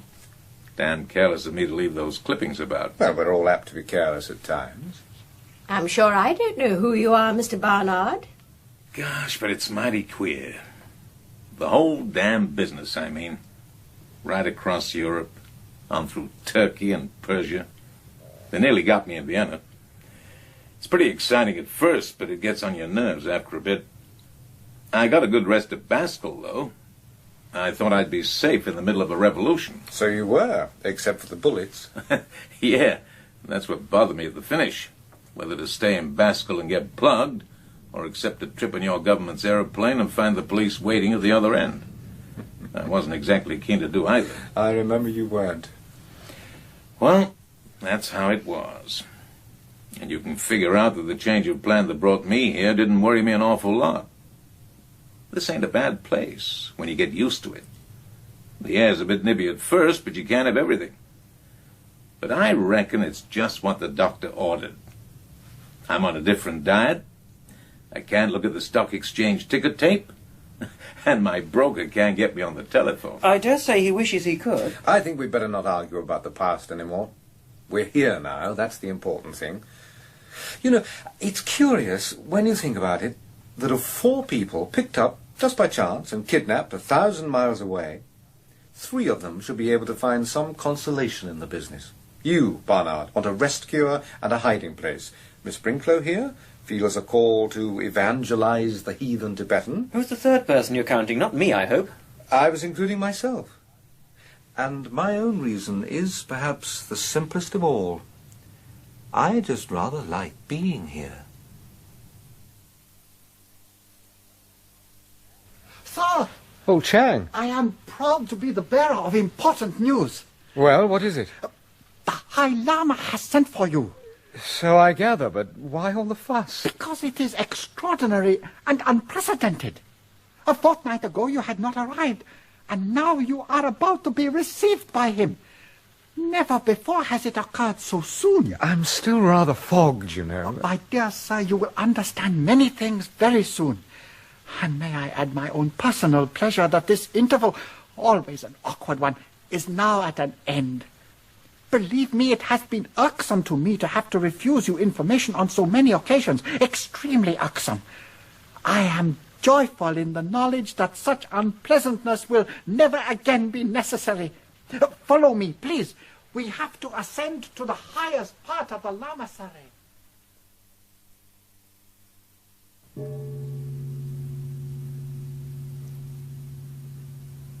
You are Mr. Conway? I am. It is a pleasure to see you, Mr. Conway. I sent for you because I thought we should do well to have a talk together. Ah. And, please, sit down, and have no fear. I am an old man, and can do no one any harm. I feel it a signal honor to be received by you. I thank you, my dear Conway. It is, as I said, a moment of great pleasure for me. My sight is poor, but believe me, I'm able to see you in my mind as well as with my eyes. I trust that you've been comfortable at Shangri-La since your arrival? Extremely so. I am glad. Chang has done his best for you, no doubt. He tells me that you've been asking many questions about our community and its affairs. I am certainly interested in them. Then, if you can spare me a little time, I should be pleased to give you a brief account of our foundation. Oh, indeed. Probably you're familiar with the general outline of Tibetan history. I am informed by Chang that you've made ample use of our library here. Yes. So, you will be aware that Nestorian Christianity was widespread throughout Asia during the Middle Ages, and that its memory lingered long after its actual decay. In the year 1719, 4 Capuchin friars set out from Pekin in search of any remnants of the Nestorian faith that might still be surviving in the hinterland. 3 of them died on the way, but the 4th survived, and eventually came to that rocky defile that remains to this day the only practical approach to the Valley of the Blue Moon. There was at that time an ancient lamasery existing on this same mountain shelf. Father Perrault, that was his name, conceived the idea of setting up a Christian monastery on the same site. I see. And so the buildings were repaired, and he himself came to live here in the year 1734, when he was 53 years of age. Well, in the course of time, the institution he had founded began to undergo a subtle change. It might be deplorable, but it was not really very astonishing, for it could hardly be expected that one man, unaided, should uproot permanently the habits and traditions of an epoch. He had no Western colleagues to hold firm to when his own grip relaxed, and it had perhaps been a mistake to build on a site that held much older and differing memories. His followers were devoted, even when they forgot his teaching, while the people in the valley held him in such reverent affection that he forgave them with ever-increasing ease their lapses into former customs. By the time he reached his 90th year, as you may suppose, many of his early disciples had died, and there were few replacements. Perrault's life at this time grew to be very calm and placid, waiting for the end. The valley people supplied food and clothing. His library gave him work, and he spent his days with his books, his memories, and the mild ecstasies of the narcotic obtained from the Yangtze berry, to which he had become somewhat addicted. But his mind remained so clear that he even embarked on a study of certain mystical practices that the Indians call yoga, and which are based upon various special methods of breathing. I see. Well, then, in the year 1789, news descended to the valley that Perrault was dying at last. Here, in this room, where he could see from the window the white blur that was all his failing eyesight gave him of Caracal, he was ready, willing, and glad to die. He bade farewell to his friends and servants, and then he asked to be left alone for a while. It was during such a solitude, with his body sinking and his mind lifted to beatitude, that he hoped to give up his soul. But it did not happen so. He lay for many weeks without speech or movement, but at last he began to recover. He was then 108 years old. Good Lord. Instead of convalescing idly, he plunged immediately into a rigorous self-discipline. Deep breathing exercises combined with narcotic indulgence could not have seemed a very death-defying regimen. Yet the fact remains that when the last of the old monks died in 1794, Perrault was still living. To the people of the valley, he soon became veiled in mystery, a hermit with uncanny powers.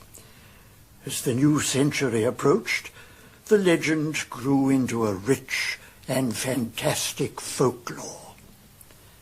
It was said that Perrault had become a god, that he worked miracles, and that on certain nights he flew to the summit of Caracal to hold a candle to the sky.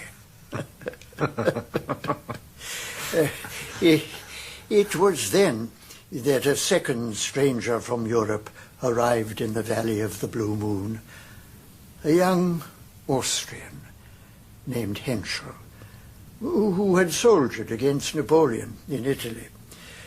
His first ambition was to enrich himself, for the valley is rich in gold deposits, and return to Europe as soon as possible. But he did not return. The valley, with its peacefulness and its utter freedom from worldly cares, tempted him again and again to delay his departure. And one day, having heard the local legend, he climbed to Shangri-La and had his first meeting with Perrault. I will not try to describe the association that sprang up between the two. The one gave utmost adoration, while the other shared his knowledge, his ecstasies, and the wild dream that had now become the only reality left for him in the world. Please, I'm sorry to interrupt you, but that is not quite clear to me. I know. It would be remarkable if it were.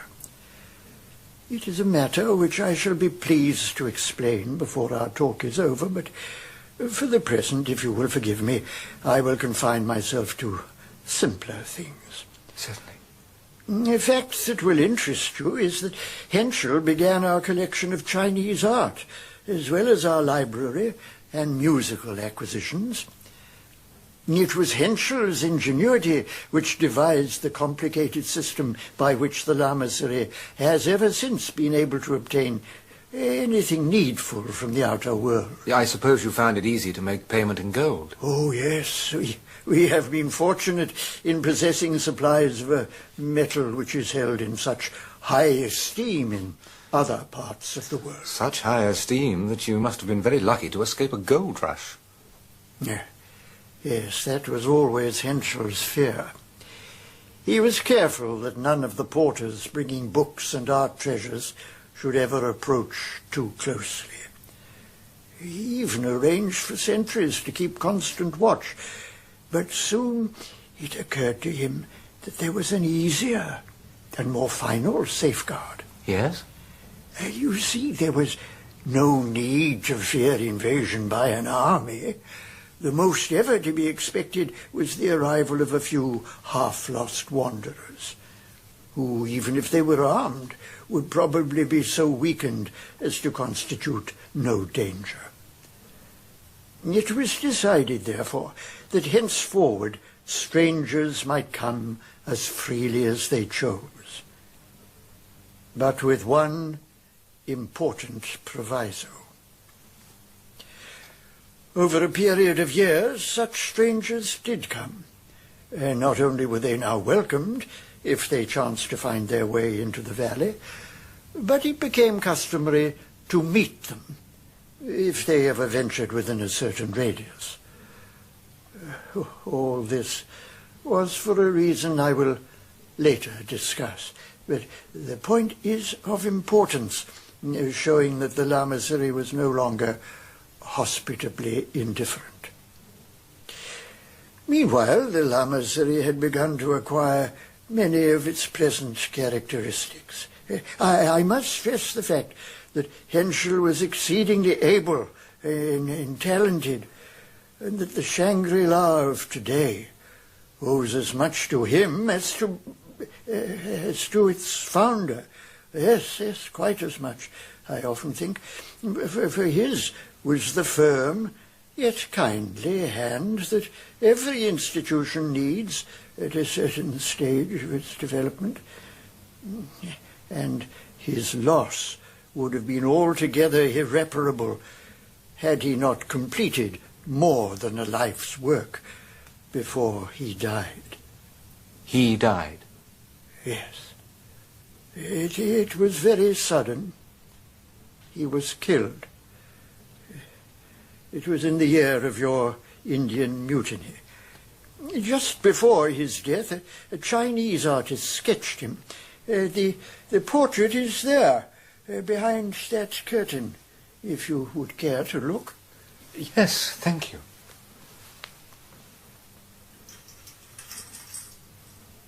It is very well done, is it not? The delicacy of texture. But this is the face of a young man. Yes.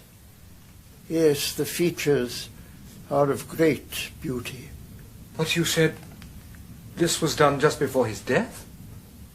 Yes. Then if he died in the year you said... He did. And he came here, you told me, in 1803 when he was a youth? Yes. Yes? He was killed, did you say? Yes. An Englishman shot him. It was a few weeks after the Englishman had arrived at Shangri-La. What was the cause of it? Oh.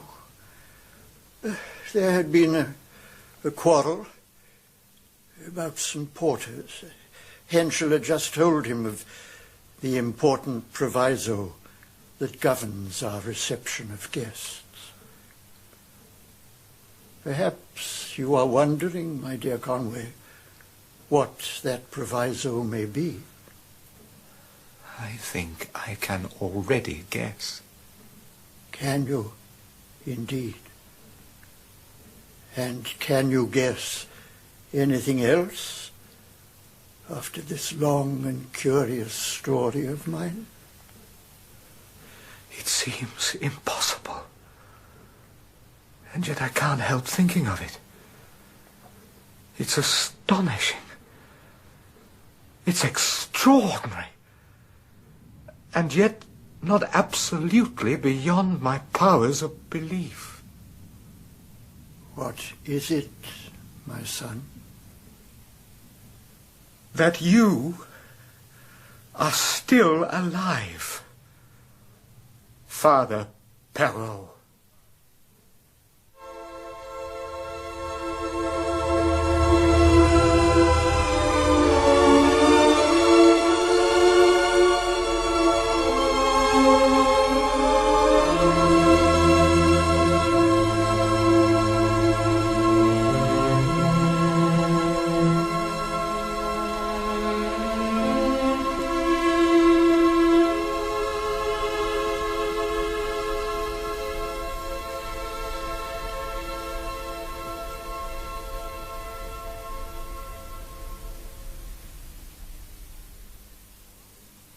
In Part 2 of Lost Horizon by James Hilton, Derek Jacobi was Hugh Conway and Alan Wheatley was the High Lama. Mallinson, Andrew Branch, Barnard, Alan Tilvan, Miss Brinklow, Carol Marsh, Chang, Garrard Green, and James Hilton, Alaric Cotter. The harpsichord was played by Anthony Mile. Lost Horizon is dramatized by Barry Campbell and directed by Graham Gould.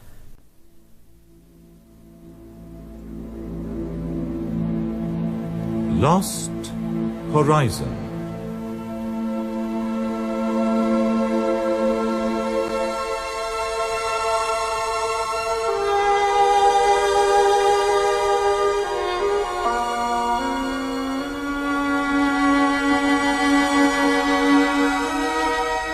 The novel by James Hilton, dramatized for radio in 3 parts by Barry Campbell.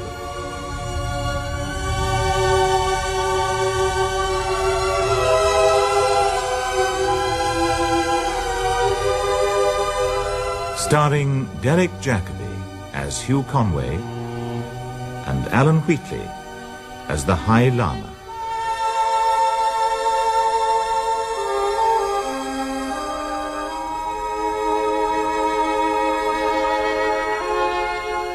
Episode 3, The Inheritance.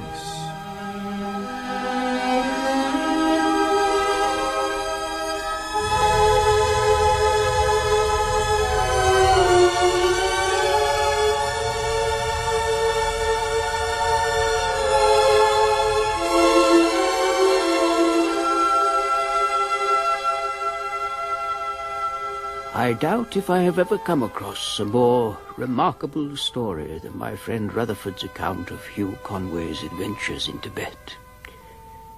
That 4 people should be kidnapped in India and flown over 1,000 miles to Tibet in a stolen aeroplane was incredible enough in itself. But that Conway should discover during a private audience with the High Lama that he was conversing with a man some 250 years old. Well, the whole thing was just too improbable and fantastic to believe. And yet there it was, all set down by Rutherford. Conway had sat dizzied in brain as he listened to the High Lama, until the gathering certainty of his mind sprang to words with an emotion which he did not seek to conceal. It seems impossible, and yet I can't help thinking of it. It's astonishing. It's extraordinary, and yet not absolutely beyond my powers of belief. What is it, my son? That you are still alive, Father Perrault. And what of the other matter? The proviso. That you intend to keep us here. I take it that that is the important and invariable proviso. You have guessed correctly, my son. And we are really to stay here forever? I should prefer to employ your excellent English idiom and say that we are, all of us, here for good. But what puzzles me is why we 4? We have always aimed, as far as possible, to keep our numbers in fairly constant recruitment.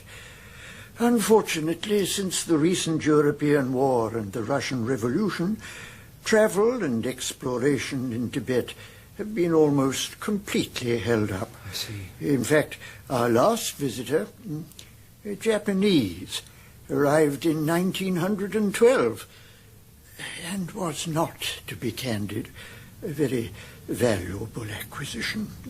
The position was then that for nearly 2 decades we had welcomed no newcomers. A problem was beginning to arise. And then one of our number came to the rescue with a novel idea. It was to make his way to some surrounding country and bring us additional colleagues by a method which would have been impossible in an earlier age. I see. You mean he was deliberately sent out to bring someone back by air? Well, you see, he was an exceedingly gifted and resourceful youth. We had great confidence in him. But tell me, what's the idea behind it all? My son, your way of asking that question gives me infinite pleasure. My revelation has been greeted in almost every conceivable manner, but never until this night with more interest. Today you are interested. Tomorrow you will feel concern. Eventually, it may be, we shall claim your devotion. That's more than I should care to promise. Your very doubt pleases me. It is the basis of a profound and significant faith. But let us not argue. You are interested, and that, from you, is much. You are still, I should say, a youngish man. Your life, as people say, lies ahead of you. By the standards of Shangri-La, your sunlit years have scarcely yet begun. It will happen, perhaps, that decades hence you will feel no older than you are today. You may preserve, as Henschel did, a long and wondrous youth, but that, believe me, is only an early and superficial phase. There will come a time when you will age like others, though far more slowly, and into a condition infinitely nobler. But we are not workers of miracles. We have made no conquest of death, nor even of decay. All we have done is to slacken the tempo of the brief interval called life. Make no mistake, the end awaits us all. Yet nevertheless it is a prospect of much charm that I unfold for you. The years will come and go, and you will pass from fleshly enjoyments into austerer, but no less satisfying realms. And most precious of all, you will have time. Time, that rare and lovely gift that your Western countries have lost the more they have pursued it. But you make no comment, my dear Conway. Perhaps you are thinking of someone left behind in the outside world. I am unmarried, I have few close friends, and no ambitions. And your work? I was in the consular service, quite a subordinate post, but it suited me well enough. But your soul was not in it. Neither my soul nor my heart, nor more than half my energies. I'm naturally rather lazy. Laziness in doing certain things can be a great virtue. In any case, you will not find us exacting in such a matter. Chang has no doubt explained to you our principle of moderation. Yes. Well, one of the things in which we are always moderate is activity. All things considered, I feel sure you will get used to our ways without too much effort. There is, I admit, an odd quality in you that I have never met in any of our visitors hitherto. It is, if I had to put a single word to it, passionlessness. As good a word as most, no doubt. I don't know whether you classify the people who come here, but if so, you can label me 1914, 1918. I used up most of my passion and energies during those years. And though I don't talk much about it, the chief thing I've asked from the world since is to leave me alone. I find in this place a certain charm and quietness that appeals to me. And no doubt, as you remarked, I shall get used to things. Is that all, my son? Is there nothing in the prospect I have briefly outlined that tempts you to any stronger feeling? I was deeply impressed by your story of the past, but your sketch of the future interests me only in the abstract sense. I can't look so far ahead. I should certainly be sorry if I had to leave Shangri-La tomorrow, or perhaps even next year.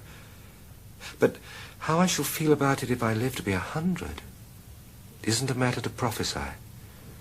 I can face it like any other future, but in order to make me keen, it must have a reason. There is a reason, and a definite one. Indeed, it is the vision of Father Perrault when he lay dying in this very room in 1789. As he looked back on his long life, it seemed to him that all the loveliest things were transient and perishable, and that war, lust, and brutality might someday crush them until there were no more left in the world. He saw the nations strengthening not in wisdom, but in vulgar passions and the will to destroy. He foresaw a time when men, exultant in the technique of homicide, would rage so hotly over the world that every precious thing would be in danger. Every book and picture, every treasure garnered through the millennia, the small, the delicate, the defenseless, all would be lost. Believe me, that vision will come true. And that is why I am here, and why you are here, and why we may pray to outlive the doom that gathers on every side. To outlive it? There is a chance. And you think that Shangri-La will escape? Perhaps we may expect no mercy, but we may faintly hope for neglect. Here we shall stay, conserving the frail elegances of a dying age, and seeking such wisdom as men will need when their passions are all spent. We have a heritage to cherish and bequeath. But let us take what pleasure we may until that time comes. And then? Then, when the strong have destroyed each other, the Christian ethic may at last be fulfilled, and the meek shall inherit the earth. I understand you, Father. Well, you certainly had a long talk with the boss last night. What sort of a guy is he? Did he say anything about the porters? Or the mission station? I'm afraid I'm going to disappoint you all. I didn't discuss the question of the mission with him, Miss Brinklow, and he didn't mention porters at all, Malison. As for his appearance, I can only say he's a very old man who speaks excellent English. The main thing to us is whether he's to be trusted or not. He didn't strike me as a dishonourable person. Why on earth didn't you worry him about the porters? It didn't occur to me. I can't understand you, Conway. You seem to have got all to pieces. I'm sorry. No good being sorry. You ought to buck up. Now, you misunderstand me, Mallinson. I meant that I was sorry to have disappointed you. Look here, it's no use continually harping on Bat School. Of course I was different then. It was a completely different situation. Well, it's something I'd rather face than all this mystery business. That Chinese girl, for instance, how did she get here? Did the fellow tell you? No, why should he? Well, why shouldn't he?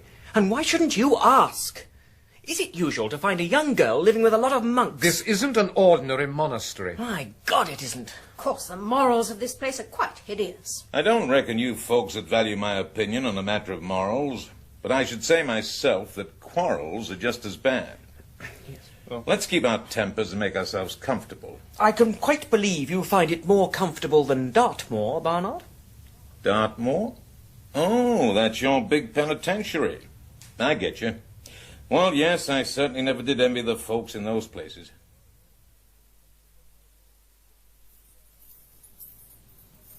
Ah, Mr. Conway. Deep in thought, I see. What? I'm sorry. I startled you. No, not at all, Chang. But as you know, I now have much to think about. Indeed. It is strange at first, is it not, to comprehend such a concept. Henceforth, with your fellow exiles, you will live in a world conditioned by the arrival of the porters and the return to India, while at all other times, the horizon will lift like a curtain. Time will expand and space contract. But come, let us walk by the lotus pool, where we may discuss such matters without the fear of being overheard. Chang, tell me about the life I may expect to lead, should I stay here. For the first 5 years, you will lead a perfectly normal life without any special regimen. This is to enable the body to accustom itself to the altitude and also to give time for the dispersal of mental and emotional regrets. Then, after the probationary 5 years, the process of retarding age begins. What about yourself? How did it work out in your case? My dear sir, I was lucky enough to arrive here in 1855 when I was quite young, only 22. 22? I lost my way in the mountains. When I was at last rescued and brought to Shangri-La, I was so ill that only extreme youth and virility saved me. So you're now 97? Yes. Very soon, if the lamas give their consent, I shall receive full initiation. I see. You have to wait for the round figure. Oh, no. We are not restricted to any definite age limit. But a century is generally considered to be an age beyond which the passions and moods of ordinary life are likely to have disappeared. Yes, I should certainly think so. And what happens afterwards? How long do you expect to carry on? In years, perhaps another century or more. Suppose you were to leave the valley now. What would happen? Death, if I remained away for more than a few days. The atmosphere, then, is essential. There is only one valley of Blue Moon, and those who expect to find another are asking too much of nature. Well, then, what would have happened if you'd left the valley, say, 30 years ago, during your prolonged youth? I should probably have died even then. In any case, I should have acquired very quickly the full appearance of my actual age. It gives one a feeling, somehow, that time is like a balked monster, waiting outside the valley to pounce on the slackers who've managed to evade him longer than they should. Slackers? Slacker? Oh, it's a slang word meaning a lazy fellow, a good-for-nothing. It is significant that the English regard slackness as a vice. We, on the other hand, should vastly prefer it to tension. Is there not too much tension in the world at present? And might it not be better if more people were slackers? You know, Chang, I'm inclined to agree with you. Lo Tsen works very hard at her music. Tell me about her. Lo Tsen? Ah, yes. Lo Tsen is of royal Manchu blood. She was betrothed to a prince of Turkestan and was traveling to Kashgar to meet him when the party lost its way in the mountains. When did this happen? In 1884. She was 18. 18? Then... Yes. We are succeeding very well with her, as you may judge for yourself. But come, let us go into the pavilion. There are others there today besides Lo Tsen, and I would wish you to meet them.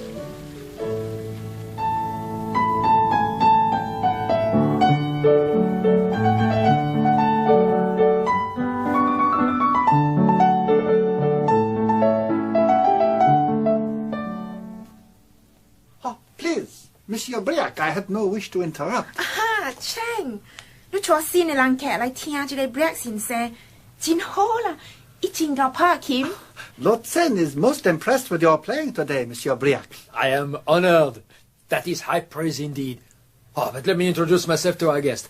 My name is Briac. I was once a pupil of Chopin. How do you do? My name is Conway. I find your playing most impressive. Merci. You are perhaps a musician yourself?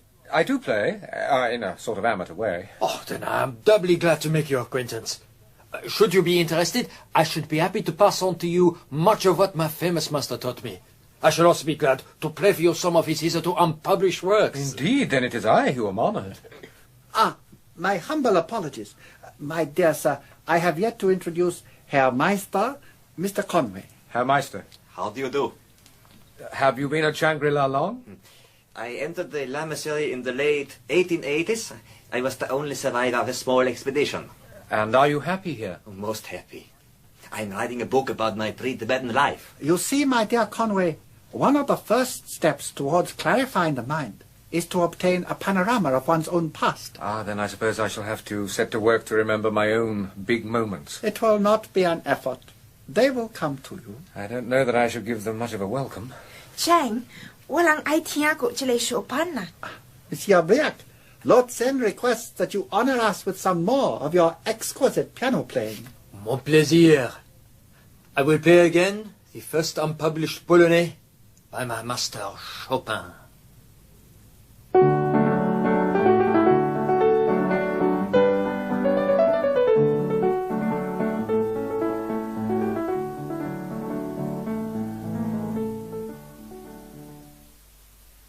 You know, Conway, I'm not sure that this wouldn't be a nice little place to settle down in. Yeah? Just shows. I guess one can get used to anything. I guess one can. I hear you had another night out in the valley last night, Barnard. This establishment caters for all tastes. Some people like little Chinese gals who play the piano, isn't that so? You can't blame anybody for what they fancy. You can send them to jail, though, when they fancy other people's property. Sure, if you can catch them. And that leads me to something I may as well tell you folks right away. I've decided to give those porters a miss. You mean you're not coming with us? That's it.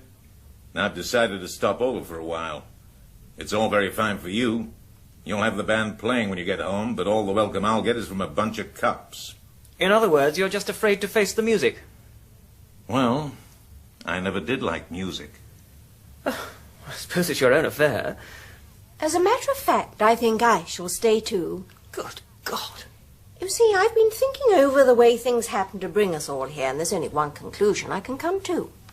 I was sent here for a purpose, and I shall stay. Do you mean to say you're hoping to start a mission here? Not only hoping, but fully intending. I know just how to deal with these people. I shall get my own way, never fear. There's no real grit in any of them. The whole trouble with them is their so-called broad-mindedness, and I intend to fight it with all my powers. And they're so broad-minded that they're going to let you. Or else she's so strong-minded they can't stop her. It's just what I said.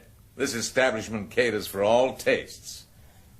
Well, if you'll excuse me, too, I have to find Chang. I've got to discuss this thing with him. And so, Chang, 2 of your 4 visitors have decided to stay on here. And what's more, without being made privy to any of Shangri-La's secrets. It is very gratifying. Poor Talu, your pilot, would have been very proud. But, you know, I'm bothered about young Mallinson. Oh? I'm wondering just how he's to be told. He's counting the days to the arrival of those porters. And if they don't come... But they will come. We are expecting them at or about the time I said. Then you'll find it very hard to stop Mallinson from joining them. He will merely discover that the porters are reluctantly unable to take anyone back with them. I see, so that's the method. What a pity, though, Chang, that he can't just be allowed to go back without any fuss. After all, you let Talu go outside the valley. Indeed, we did. For the authorities at Shangri-La are fully empowered to do anything that they consider wise. But, my dear Conway, should we be wise in trusting ourselves and our future entirely to your friends' feelings of gratitude? I do see what you mean. But come, I am quite sure that the problem will be resolved without too much difficulty. Let us stroll by the pool for a little and listen to the beautiful music of Lord's.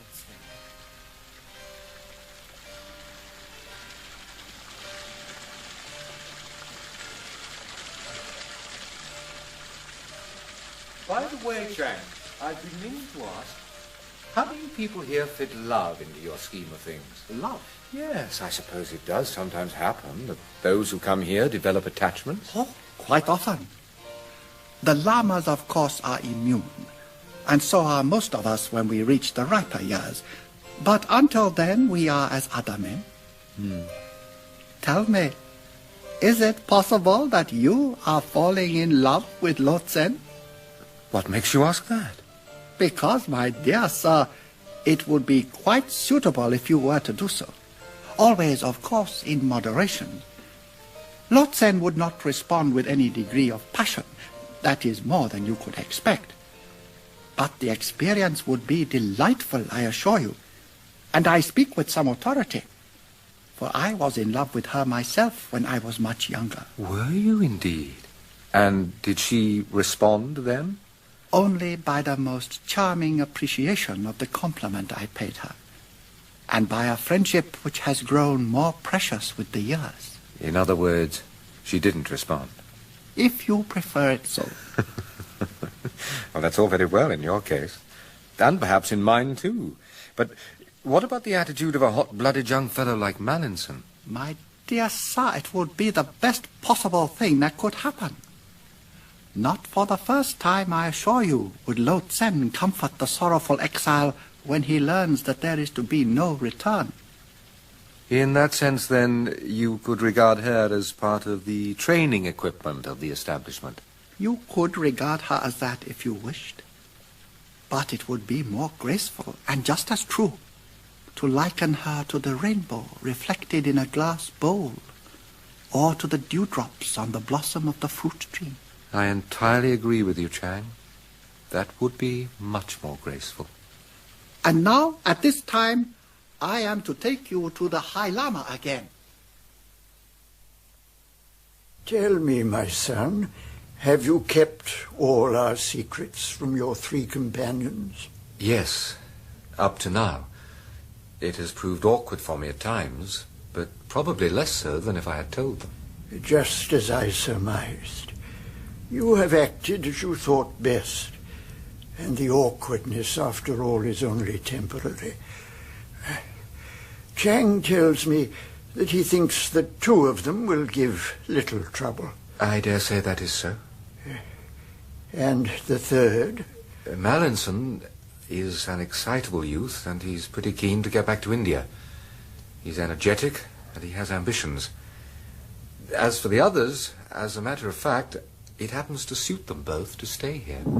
Yes, we have done our best to make both of them feel at home. Miss Brinklow wishes to convert us, and Mr. Barnard also would like to convert us into a limited liability company. But your young friend, to whom neither gold nor religion can offer solace, how about him? Yes, he's going to be a problem. I'm afraid he's going to be your problem. Why mine? Because, my son, I am going to die. But you are surprised? All I announce is the simple truth that already I see the end. I realize that I have time for only one more thing. Can you imagine what that is? It concerns you, my son. You do me a great honor. My son, I place in your hands the heritage and the destiny of Shangri-La.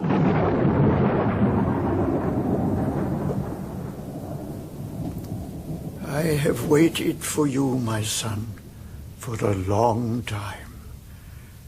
I have sat in this room and seen the faces of newcomers. I have looked into their eyes and heard their voices, and always in hope that someday I might find you.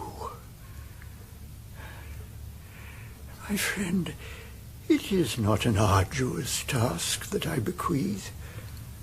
To be gentle and patient, to care for the riches of the mind, to preside in wisdom and secrecy while the storm rages without.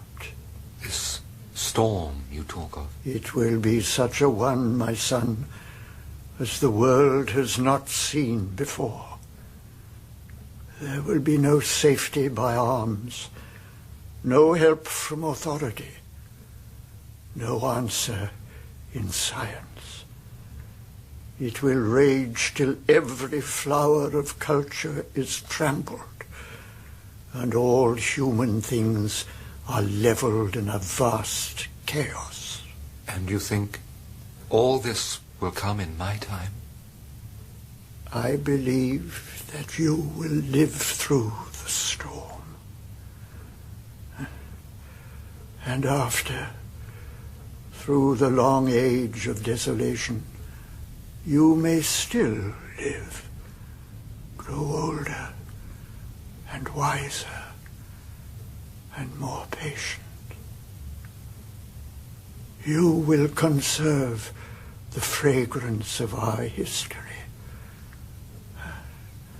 and add to it the touch of your own mind. Beyond that, my vision weakens. But I see at a great distance a new world stirring in the ruins, stirring clumsily but in hopefulness, seeking its lost and legendary treasures.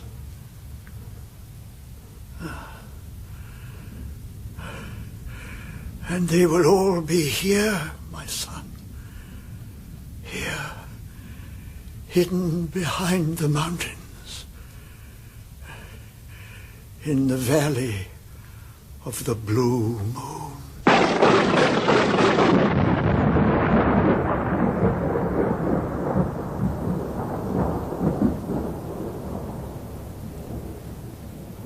Father Perrault.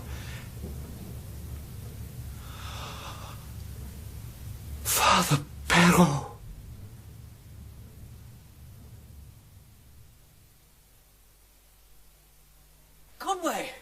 Conway! Great news! Come on, Conway, we've got till dawn to pack and we can get away. Away?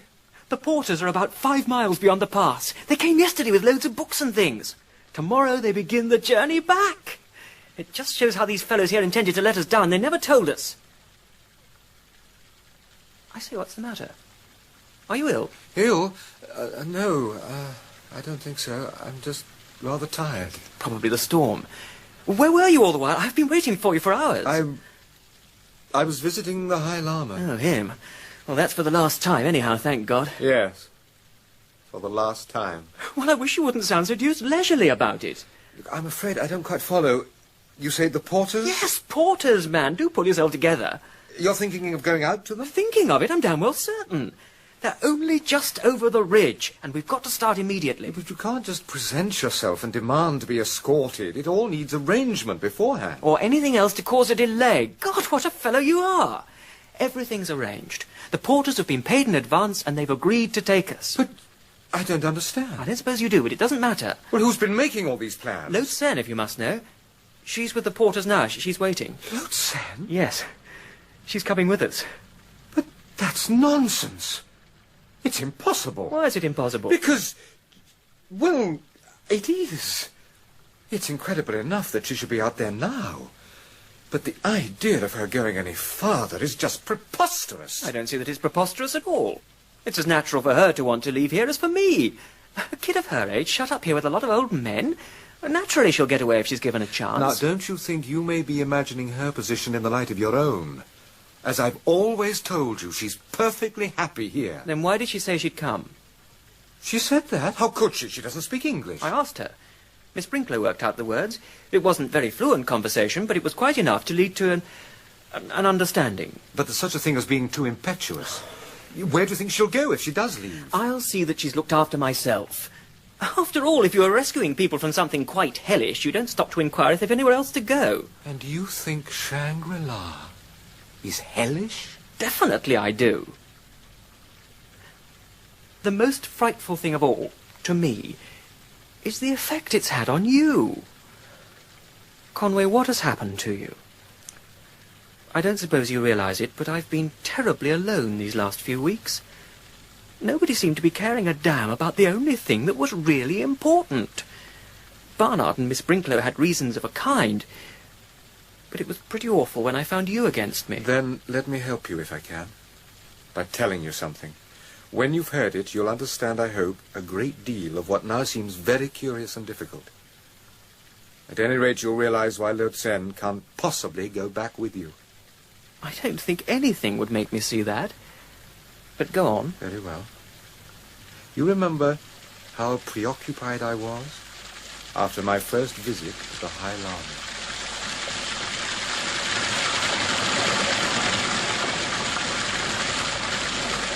And there it is. And so you too now know the history of Father Perrault and the lamasery of Shangri-La. And also why Lode Sen can never go with you.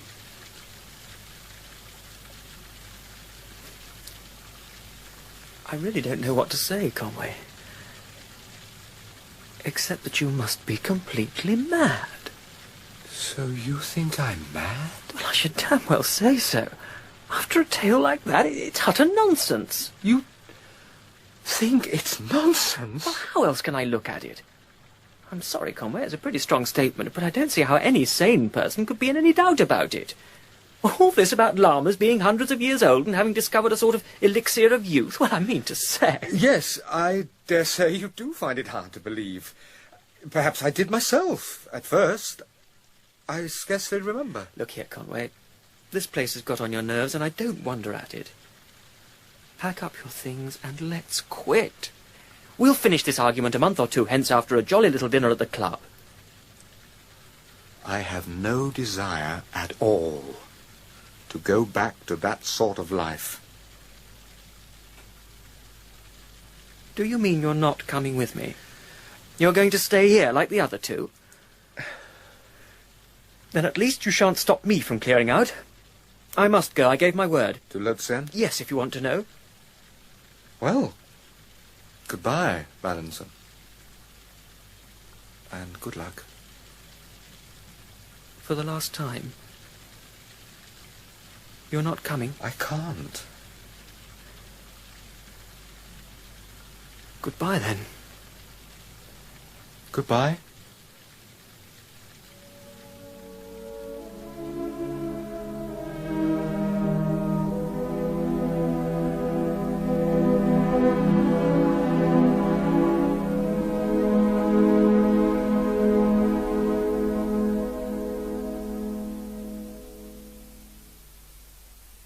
Conway, Mallinson? Well, what's happened? Why are you back? I haven't the nerve. You remember that steep climb where we were all roped together? Yes. In the moonlight, it looked frightful. Silly, isn't it? I hadn't the nerve. Oh, why won't you come, Conway? I hate imploring you for my own sake, but damn it all, I'm young. We've been pretty good friends together. And Lotsen, too. She's young. Doesn't she count at all? Lotsen is not young. Oh, no. Not young. Not young at all, of course. Mallinson, Lotsen came here in 1884. You're raving, man. There's just one question I'd like to ask you. Yes. Are you in love with Lotsen? I dare say I am. I know you'll say it's absurd, but I can't help my feelings. No, I don't think it's absurd at all. I can't help my feelings either. You and Lotsen happen to be the two people in the world I care most about, though you may think it odd of me. Well, old man, we've said all we can say, haven't we? Yes, I suppose we have. Oh, what stupid nonsense it all is about her not being young. She's just a girl. I was terribly sorry for her, and we were both attracted. I don't see that it's anything to be ashamed of. In fact, in a place like this, I should think it's about the decentest thing that's ever happened. Conway? I say, Conway. Well, now, Mallinson, do you think you could manage that tricky bit with a rope if I were with you? Conway? You mean you'll come? You've made up your mind at last.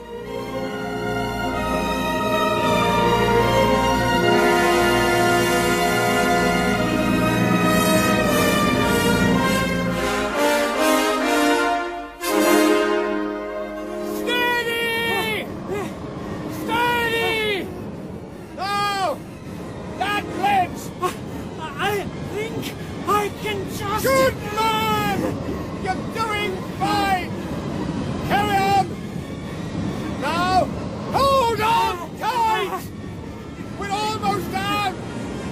It gets easier soon! I'll be all right! Now you're here! Of course you will! Now! Steady!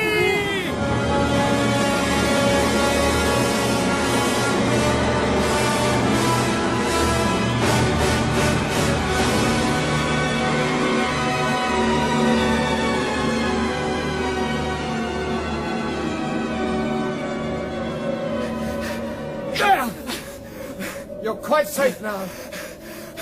We've done it! My God, we've done it! Oh, Conway, I can't tell you how glad I am. I wouldn't try it if I were you. Oh, it's wonderful to see you your real self again. Not at all. Now we must make for the plateau. What was that? It's Lotsen! Over here! We're over here!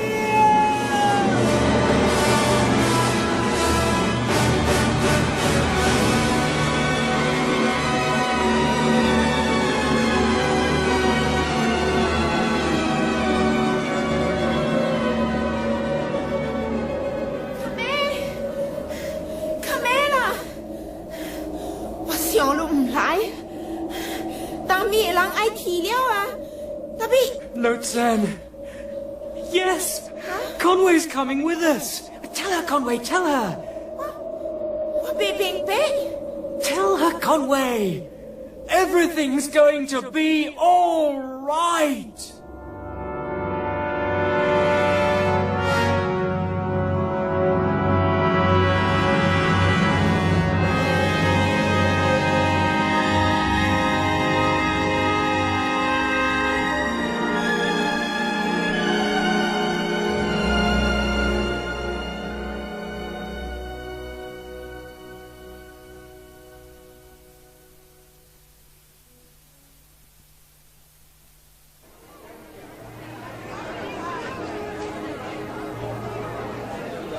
Rutherford!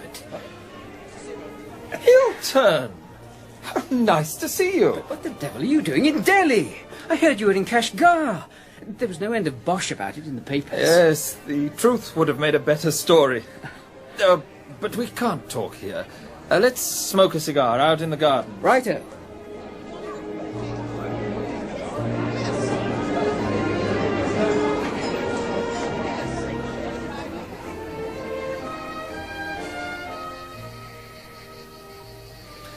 That's better. These legation affairs are all very well for the first 10 minutes. If you weren't in Kashgar then, Rutherford, where were you? Searching for Conway? Searching is too strong a word. You can't search a country half as big as Europe for one man. So you thought it might be easier to look for the Valley of the Blue Moon? Well, it did seem as though it might be a more fixed proposition. I suppose you glanced at that manuscript of mine. Much more than glanced at it. I should have returned it, by the way, but you left no address. I wonder what you made of it. I thought it very remarkable. Assuming, of course, that it's all quite genuinely based on what Conway told you. I give you my solemn word that it is. I've a good memory, and Conway always had a way of describing things. Well, as I said, it's all very remarkable. Well, if that's all you're going to say, I can see I shall have to speak for myself. I was certainly taken with Conway's story, in more ways than one. And that was why I felt interested enough to put as many tabs on it as I could. I must have done thousands of miles. The facts are as follows, so far as I've been able to verify them. Conway left Baskul on the 20th of May, and arrived in Chungkyang on the 5th of October. The last we know of him is that he left Bangkok on the 3rd of February. All the rest is guesswork, myth, or legend, whatever you like to call it. So you didn't find anything in Tibet? My dear fellow, I never got to Tibet at all. People up at Government House wouldn't hear of it. But well, they looked at me as if I'd suggested writing a life of Gandhi. As a matter of fact, they knew more than I did. Strolling about in Tibet isn't a one-man job. It needs an expedition. I remember when Conway was telling me his story, I kept wondering, why all the fuss about waiting for the porters? Why didn't they simply walk off?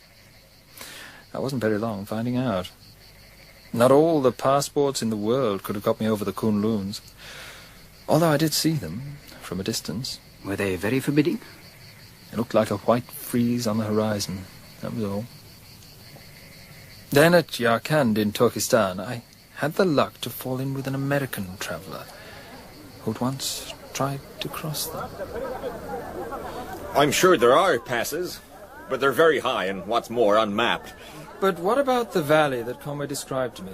Is it possible that there is such a place? Well, possible, but not very likely. On geographical grounds, at any rate.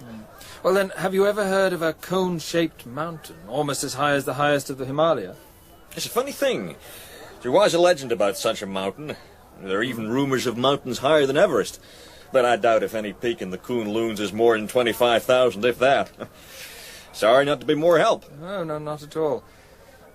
But tell me, you've been in the country several times. What about these Tibetan lamaseries? What are they like? Well, there aren't usually beautiful places, and the monks in them are generally corrupt and dirty. Do they live long? Yes, very often. If they don't die of some filthy disease. But what about drugs and medicines for prolonging life? Well, there are all sorts of legends about the lamas, but I suspect that they're rather like the Indian rope trick. Always something that somebody else has seen. Yeah. Although I can say that some of the lamas do have odd powers of bodily control. So there we are. And probably you'll agree that all the evidence so far is less than you'd hang a dog on. It's certainly inconclusive. Had the American ever heard of Caracal or of Shangri-La? No, I tried him with them. The only thing he did say of interest was that he once met a fellow who'd been on an expedition to Tibet in 1911, I think he said.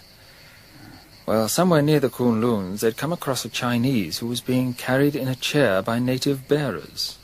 The fellow spoke English quite well and invited the expedition to visit a nearby lamasery. But the members of the expedition weren't interested. I don't suggest it means a great deal. When a man tries to remember a casual incident that happened 20 years ago, you can't build too much on it. But it offers attractive speculation. What about Baskul? Baskul was hopeless, and Peshawar was worse. Nobody could tell me anything except that the kidnapping of the aeroplane did take place. Then I tried to trace the fellow Barnard, but found his past history so mysterious that I shouldn't be surprised if he was Chalmers Bryant, as Conway said. Did you try to find out anything about the pilot, Talou? I tried, but it was hopeless. But I did make one rather quaint discovery, and one which I could have made just as easily without leaving London. There was a German professor at Jena who took to globetrotting, and who visited Tibet in 1887. He never came back. His name was Friedrich Meister. Good heavens. That was one of the names Conway mentioned. Yes, though it may only be a coincidence. It doesn't prove the whole story by any means. But it's odd. Yes, it's odd enough. Did you succeed in tracing any of the others? No. It's a pity I hadn't a longer list to work on. I couldn't find any record of a pupil of Chopin's called Briac, though of course that doesn't prove there wasn't one. Perrault and Henschel proved equally impossible to trace. How about Mallinson? Did you try and find out what happened to him and the Chinese girl? My dear fellow, of course I did. The awkward part was, as you perhaps gathered from the manuscript, that Conway's story ended at the moment they were about to leave the valleys with the porters. Yes. After that, he either couldn't or wouldn't tell me what happened. I feel we can guess at some sort of tragedy. The hardships of such a journey would be perfectly appalling.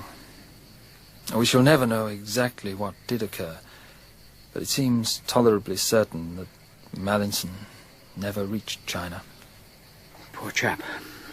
I made all sorts of inquiries concerning the shipment of goods across the Tibetan frontier, but at all the likely places I drew complete blanks. Then I tried at Tatsianfu, where the Chinese coolies from Yunnan transfer their loads to the Tibetans. There was absolutely no record of Conway's party arriving at all. So, how Conway reached the mission hospital at Chungkiang is still unexplained. The only conclusion is that he wandered there, just as he might have wandered anywhere else. It's all really an exercise in the balancing of probabilities. I must say the scales don't bump very emphatically either way. Of course, if you don't accept Conway's story, it means you either doubt his veracity or his sanity. One may as well be frank. I believe his experiences during the war had a marked effect on him. Yes, he was a good deal changed by it. You can't subject a boy to 3 years of intense physical and emotional stress without tearing something to tatters. Well, there it is. Oh, but there is one last point that I must mention. And perhaps in some ways it's the oddest thing of all. Oh? It came out during my inquiries at the mission, when I asked about the manner in which Conway had reached the hospital first of all, whether he'd been alone and so forth. Well, I was on the point of giving up when one of the nuns remarked, "I think the doctor said he was brought here by a woman." But that was all she could tell me. The doctor had by now left the mission to work in a big hospital in Shanghai, so I went there. It was just after a Jap air raid, and things were pretty grim. I am sorry to have kept you waiting, Mr. Rutherford, but as you see, there is much to be done. Indeed, and I'm sorry to disturb you. Oh, no. But I promise not to take too much of your time. I'm seeking information about my friend Conway. Oh, yes. I remember very well. The Englishman who lost his memory. Yes. But how can I help you? Was it true that he was brought to the mission hospital by a woman? Oh, yes. Most certainly by a woman. A Chinese woman, a Manchu. Ah. Can you tell me what you remember about her? Anything. Anything at all? Oh, I remember that she had the fever and died almost immediately. I am sorry that is all. I see. Well, thank you for your help. Oh, just one thing. About the Manchu woman. Yes? Was she a young woman? Young? Oh, no. She was most old. Most old of anyone I have ever seen. A Manchu woman? But surely... A woman. Most old of anyone I have ever seen.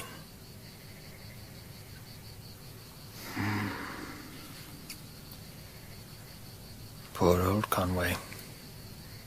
Still searching for his ultimate dream of blue moon. Do you think he'll ever find it? Who can tell?